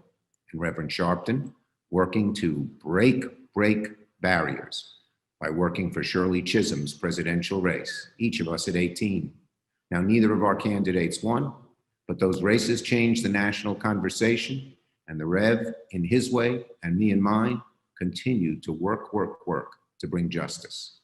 It's what Reverend Sharpton's been doing ever since, driving the national conversation on civil rights, on racial justice, on reforming our criminal justice system, and equal access to healthcare, housing, and education. In the Senate, should I become majority leader, we Democrats are going to fight like hell to act on those very things Reverend Sharpton has fought for all his life. And that's why he's been so helpful in helping us take back the Senate. If we get in the majority, we'll put the Justice in Policing Act on the floor to end systematic racism in law enforcement. We'll put the Economic Justice Act on the floor to take money away from the corporate slush fund and invest it in communities of color and build generational prosperity with $250 billion of investment, one of the largest, if not the largest, ever made in poorer communities. And if we get the majority, we'll pass a strong COVID bill, including direct aid to small and minority lenders who lend to the Black and brown businesses who are often excluded from the banking system. And we will work really hard to undo those terrible laws that the Supreme Court passed, which endanger the right to vote. We will strengthen the right to vote. We will strengthen our democracy. We will make DC a state. So, in a year of so much struggle, I'm glad for fighters like Reverend Sharpton. Rev, thanks for all you have done. I hope to see you very soon in person. Rev, happy birthday. I hope you have a wonderful day. And you remember many years ago we were sitting in a restaurant and we discovered that we had the same birthday?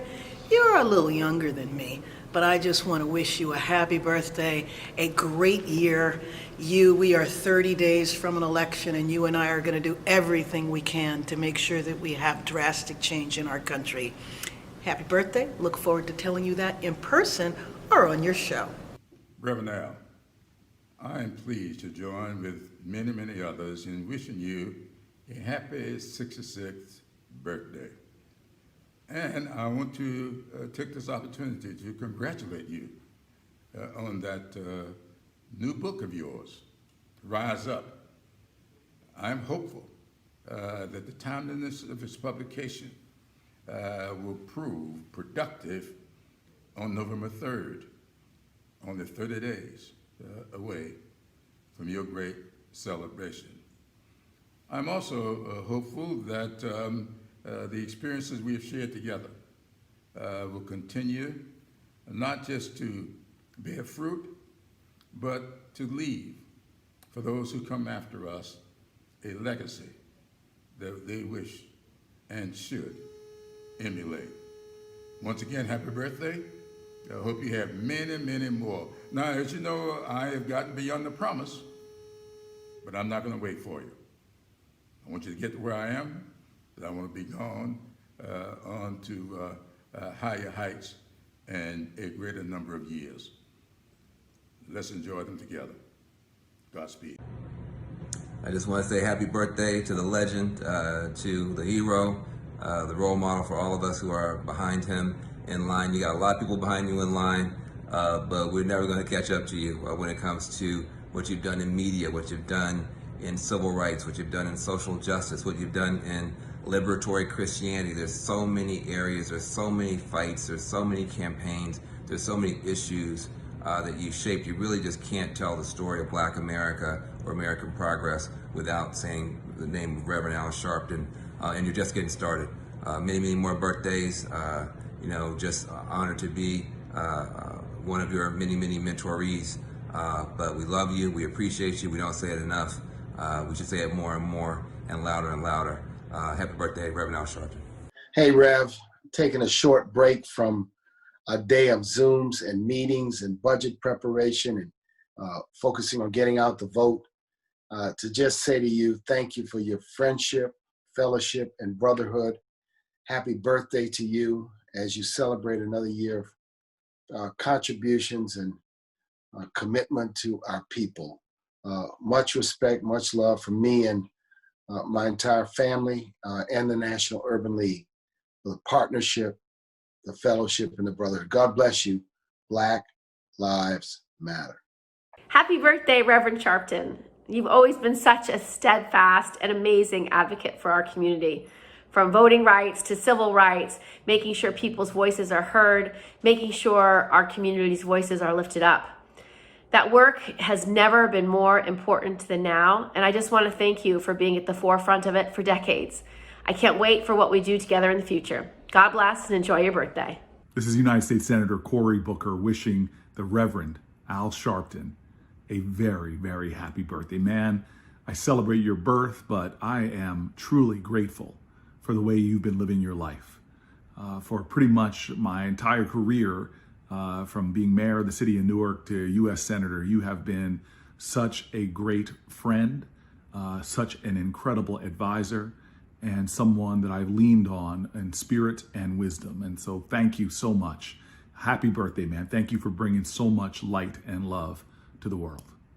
Long ago, when there were just AM radio stations, there was a song that was played in every diner from Alabama to California. that in the chorus said, "Get your kicks on Route 66." I'm thankful unto God for my spiritual father and mentor. He has been a father and a big brother. He is our modern day living legend. I thank God for the life of Reverend Al Sharpton. How it is that he has really navigated a generation in the hip hop movement of how it is that you can be socially relevant without compromising your integrity. Those of us who are old enough, long before MSNBC, behind those three-piece suits and that television camera, he was wearing sweatsuits like Run DMC and gold chains like LL Cool J. From that Al Sharpton to this one, he has been consistent in his love for our people and for his commitment for making America great for the very first time. We salute you, we celebrate you, and we're thankful for your life. Happy 66th birthday, Reverend Sharpton, from Rev Run and family. We love you. Many more. Happy birthday to ya. Happy birthday, my dear Reverend Al. May you be blessed with as many birthdays to come as you have already had. I thank you for being who you are, and I thank you for being the person that you are to me. You have become my mentor, my advisor, my Black history teacher, and most of all, my friend. A friend that I can always count on. Reverend Al, I hope you are blessed with everything that you need this birthday, and most of what you want.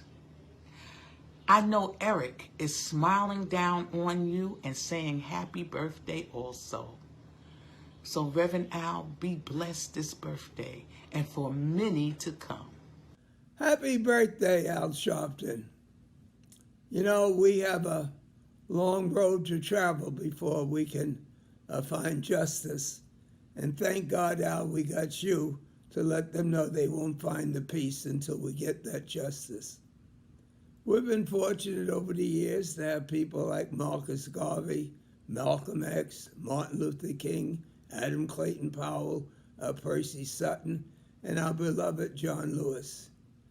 And one of the things that's always impressed me when John would say, if you see something wrong, and you know it's wrong, do something, make some trouble. Well, Reverend Sharpton, you don't have to make any trouble. Trouble comes to you. And people have the confidence in knowing that you just won't say something about it, but you'd get in trouble and you would do something about it. With the family, with the courts, in the streets, you make trouble, and that is good trouble. And so thank you for filling in that vacuum, and thank you for the tens of thousands of people that just when that club was coming down on their head, they said, do what you have to do, but I'm going to tell Al Sharpton. So happy birthday, you deserve it. They said that Mr. Brown was one of the hardest working entertainers. I can tell you, you are one of the hardest working public figures that I've ever seen. Keep up the good work, Al. God bless you. Happy birthday. Happy birthday, Reverend Sharpton. You've been a friend to me for many, many years, and I am grateful. I will never, ever forget your kindnesses to me over time. And I hope that you celebrate your birthday in grand style, surrounded by friends and family, as it should be. Happy birthday to you, Reverend Al Sharpton. Thank you so much for everything you've done for us, for our people, for the country, for the world. You mean everything to us, and I'm so grateful to have you as my OG. Happy birthday, Rev. October 3rd, you were born, Al. It was a special gift to the world. I was blessed to have this gift in my life. When you were 13 years old, your mother gave it to me. We worked together across these years. Now it's a special challenge. You have an unusual platform in which to convey information. National Action Network, MSNBC, did the radio show, You Tell Our Story. convincingly every day, every day. So I want to express my thanks to you.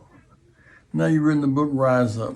I've urged people around the nation to buy Rise. I've written 50 copies for my family and for my staff.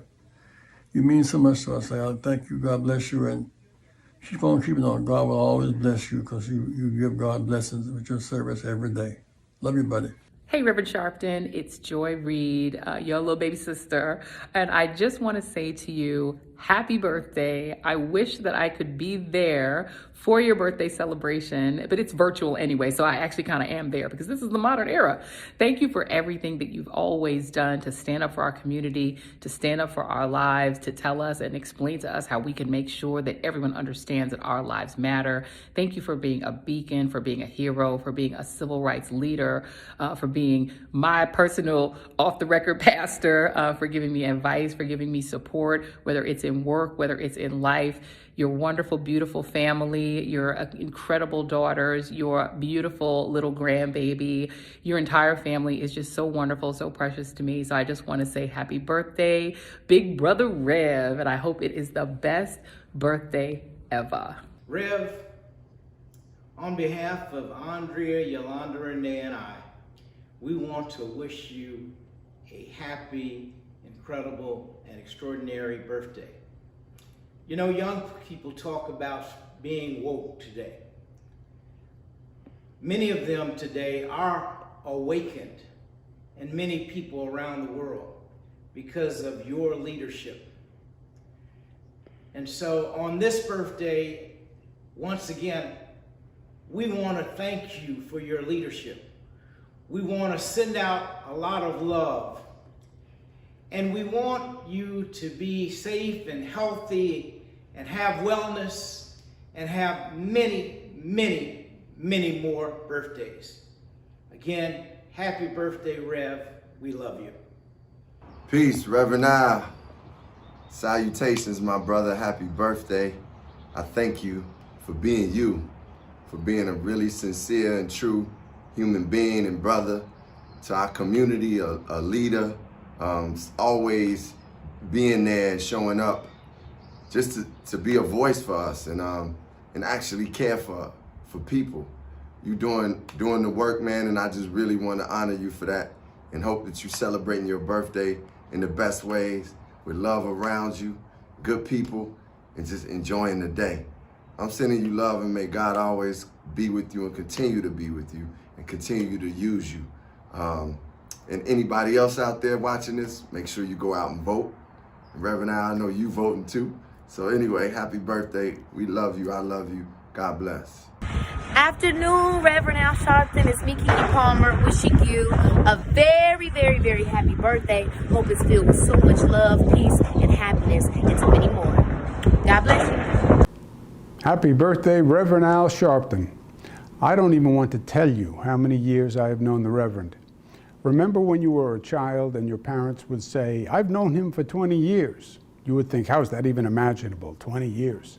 Someone's going to die soon. Well, it's been well over 20 years that I know the good Reverend. We have both seen our ups and downs and have endured the journey of life and come out the other side.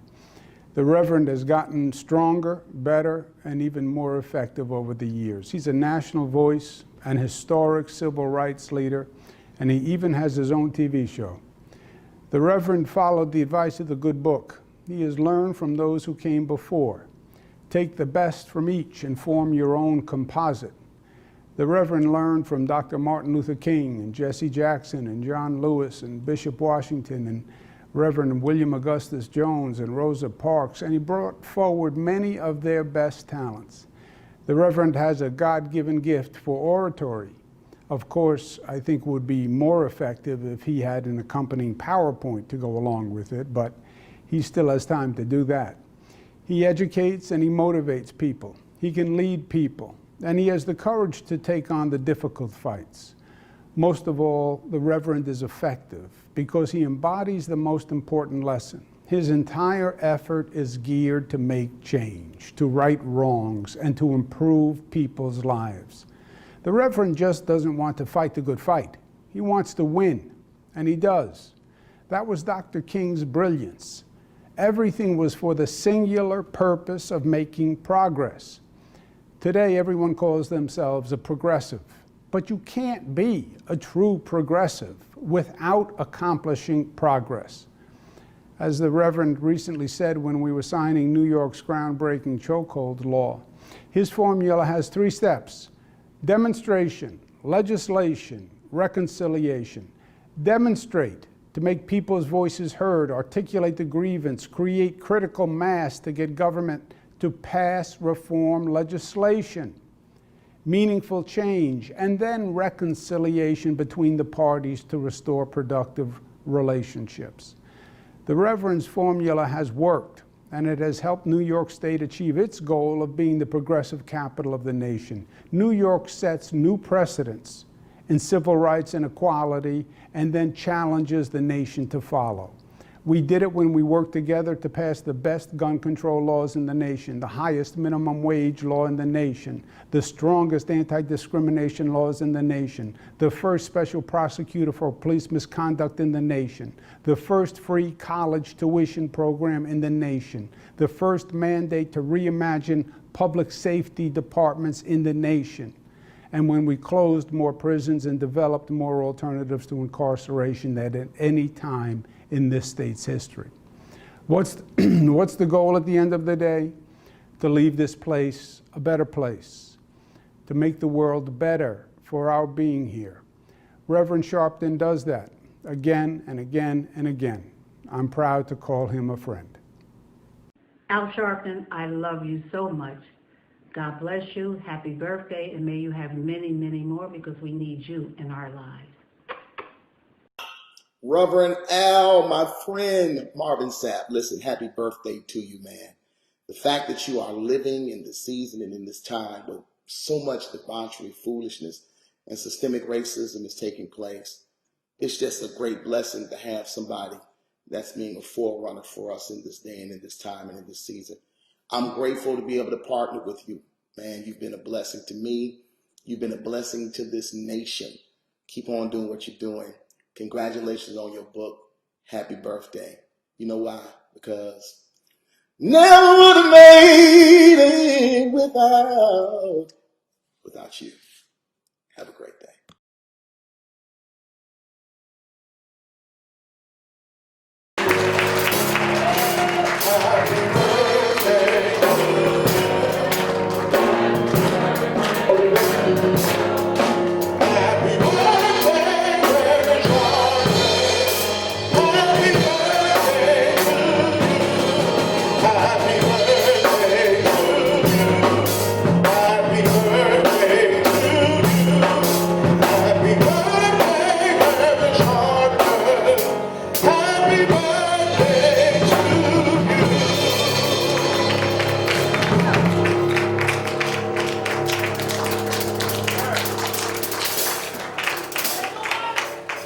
This is one of who Senator Schumer mentioned. This is one of the Central Park Five, Karen White,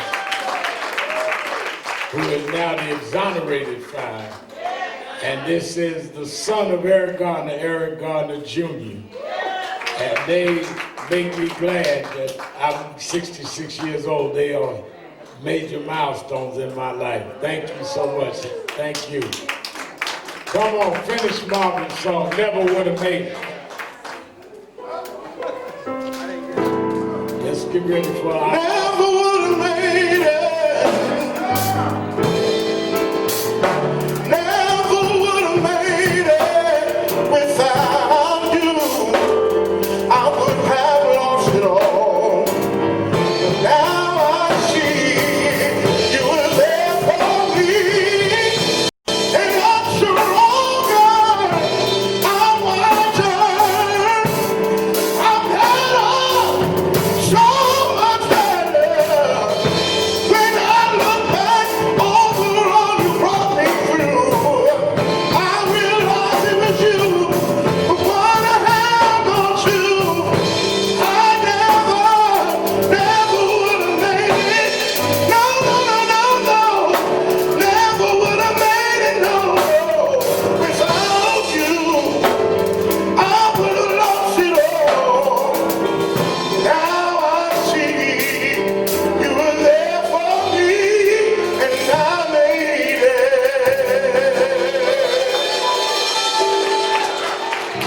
All right, I'm going to raise our offering here, our other speakers, and start with our books. I need everybody, don't celebrate my birthday, don't give no offering. Y'all back the table up. I want people to be able to walk. I need to raise our offering quickly.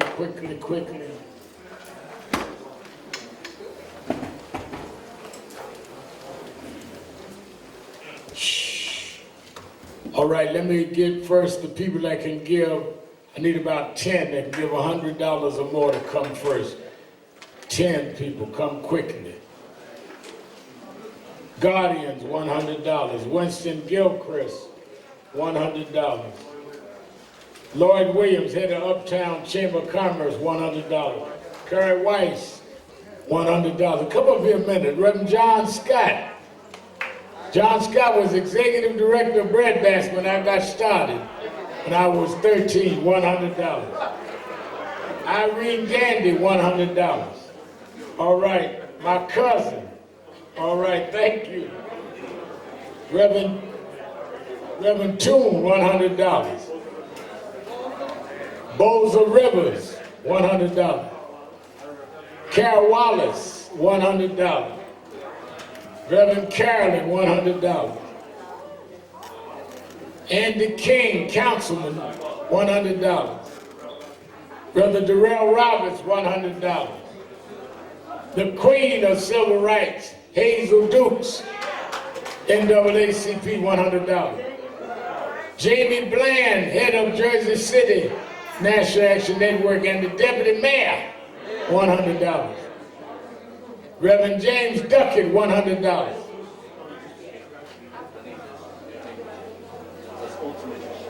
Philip Vaughn, $100, and he gave me a cake too, a chocolate cake. We got a cake over there. Put it over there for folk that buy a book. Folk that don't buy a book, tell them may God bless them. Membership, $100. Ruben Diaz. People for Ruben Diaz, the Bronx Borough President, $1,000.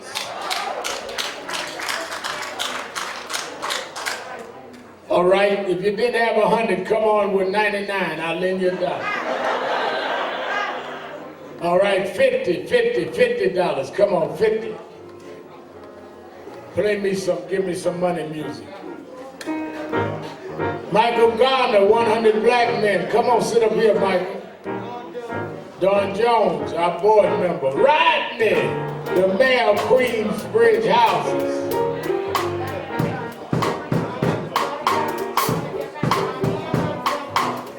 Diana Dunbar, thank you.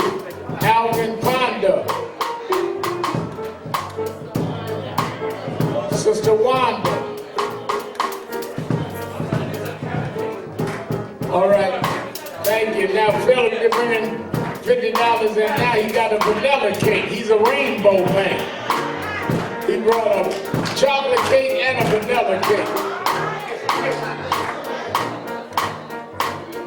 Sylvia Coleman from our coordinator in Jersey. She takes care of her. That's my man with that bad fur collar on his coat. Man, you gotta have a meeting. 20s.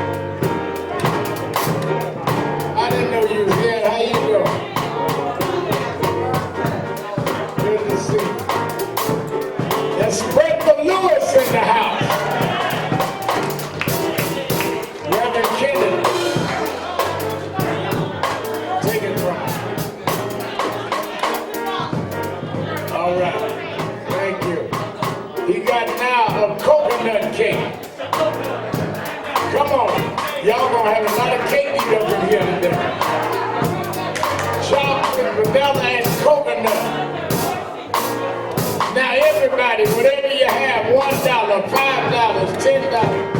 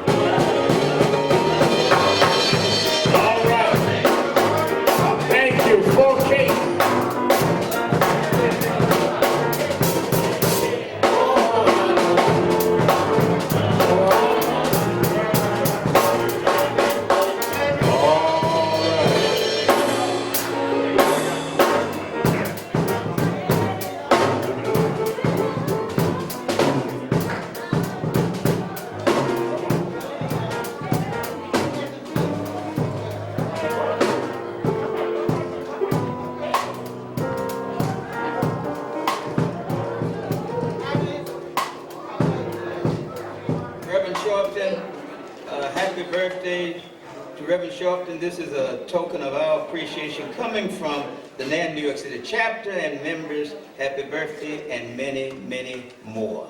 Thank you.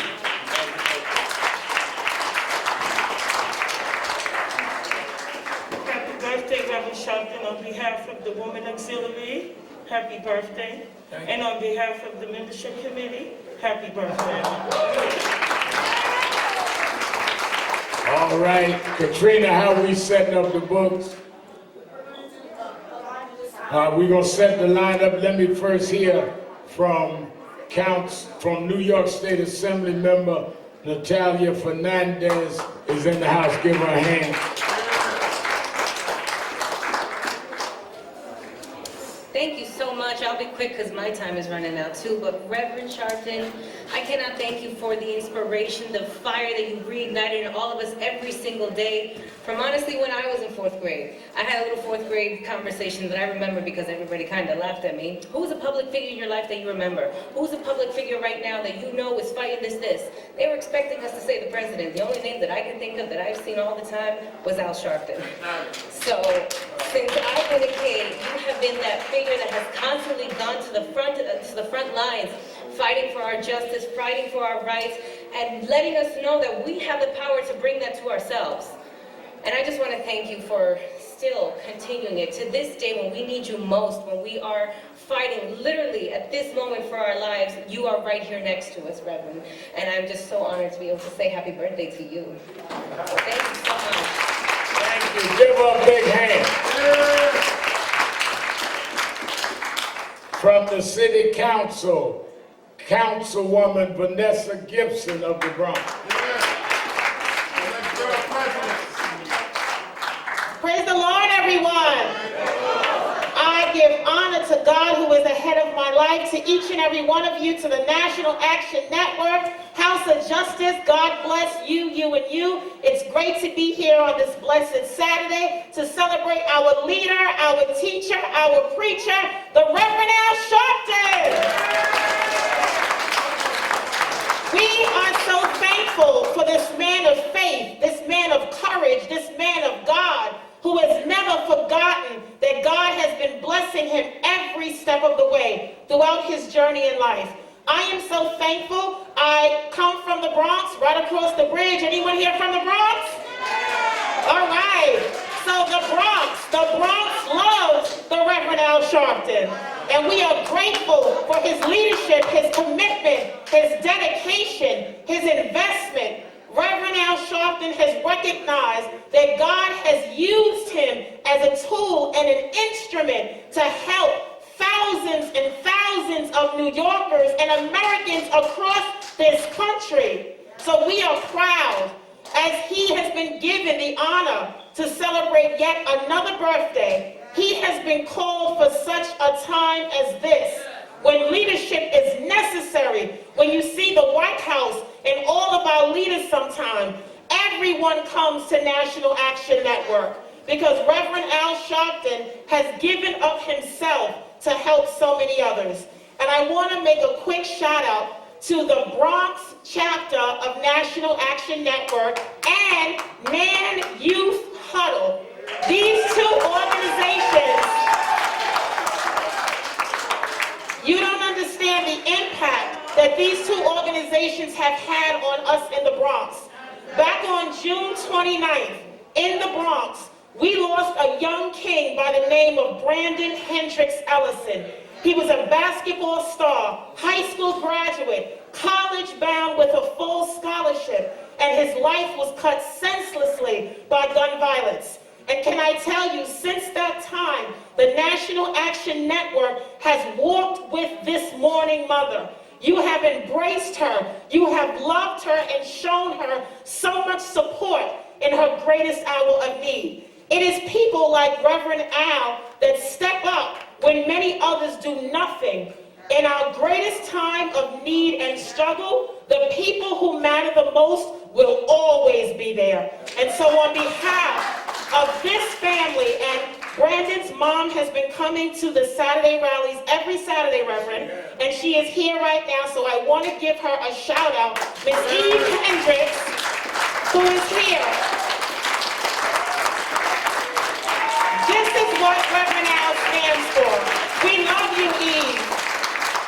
This mother, like so many other mothers in our community, have seen their children's lives cut short. Reverend Al Sharpton has always stood firm in his principles and his values and always showed us that he cares. That even in your greatest time of challenge, God is still on our side. God is still working his magic. And no matter what, his word will never lose power. And so even in our greatest time in this country, when we see so much divisiveness, never give up on God, because he will never give up on us. So on behalf of Mother Eve Hendricks, on behalf of the Boogie Down Bronx, we say feliz cumpleaños, que Dios te bendiga. Reverend Al Sharpton, happy birthday, and may God bless you with many, many more. We love you and we salute you on a job well done.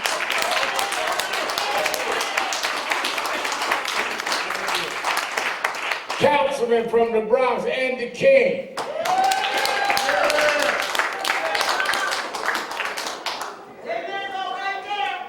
Peace and blessings, family. It's about shalom. And I want to say thank you to a mighty, mighty, mighty good man.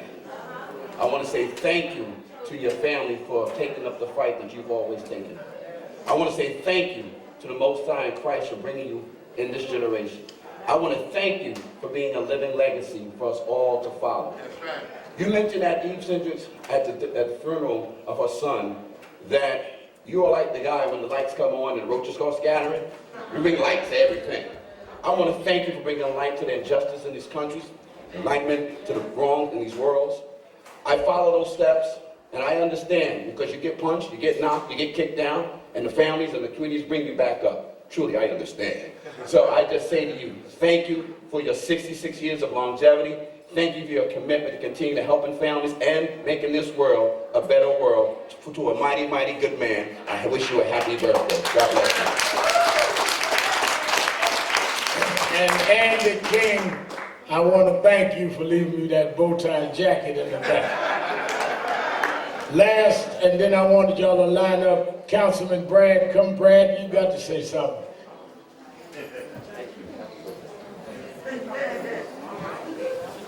Good morning.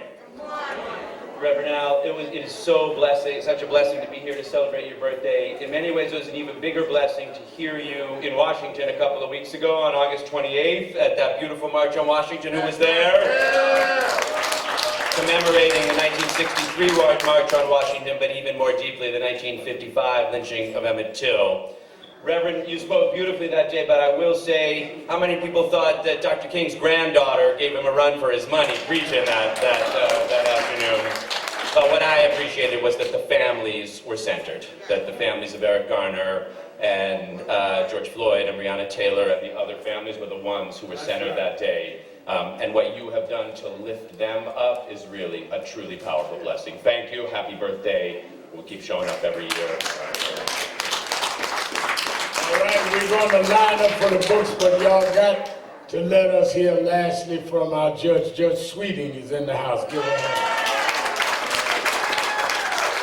Good morning. Most certainly I could not let this opportunity pass without coming by the House of Justice. I am Judge J. Michelle Sweeting, Reverend Al Sharpton. His book is titled Rise Up, and I am here to proclaim as a living example from the Polo Ground Housing Projects, because of Al Sharpton, legal nights led by none other than attorney Michael Hardy, one of your daughters gets to rise up, sit on the bench and do justice. It's because I was trained here in the House of Justice. I was raised here in the House of Justice. Mama Dukes from the NAACP and National Action Network. Reverend Sharpton, I had to say happy birthday to you because you've given birth to justice, and as one of your daughters, I get to rise, and when I rise in the courtroom, I bring you all with me. Let us all say amen and all rise in celebration of your birthday. Thank You want to be in front of a judge like that? All right, you that have not gotten a book, you can go now. Let us all stand. I'm going to break down right after we dismiss for the books, because we're running below. Sister Councilwoman Gibson is giving $200 just for the record. Oh, man. Sing grace. How sweet the sound that saves a wretch like me.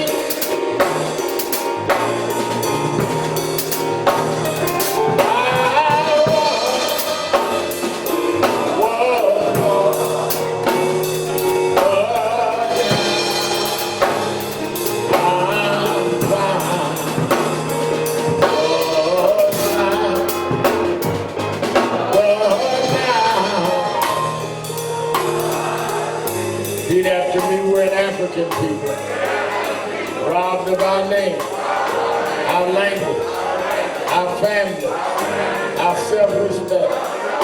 But we shall rise, never to fall again. Up, you mighty race, you can, if you will. No justice, no peace,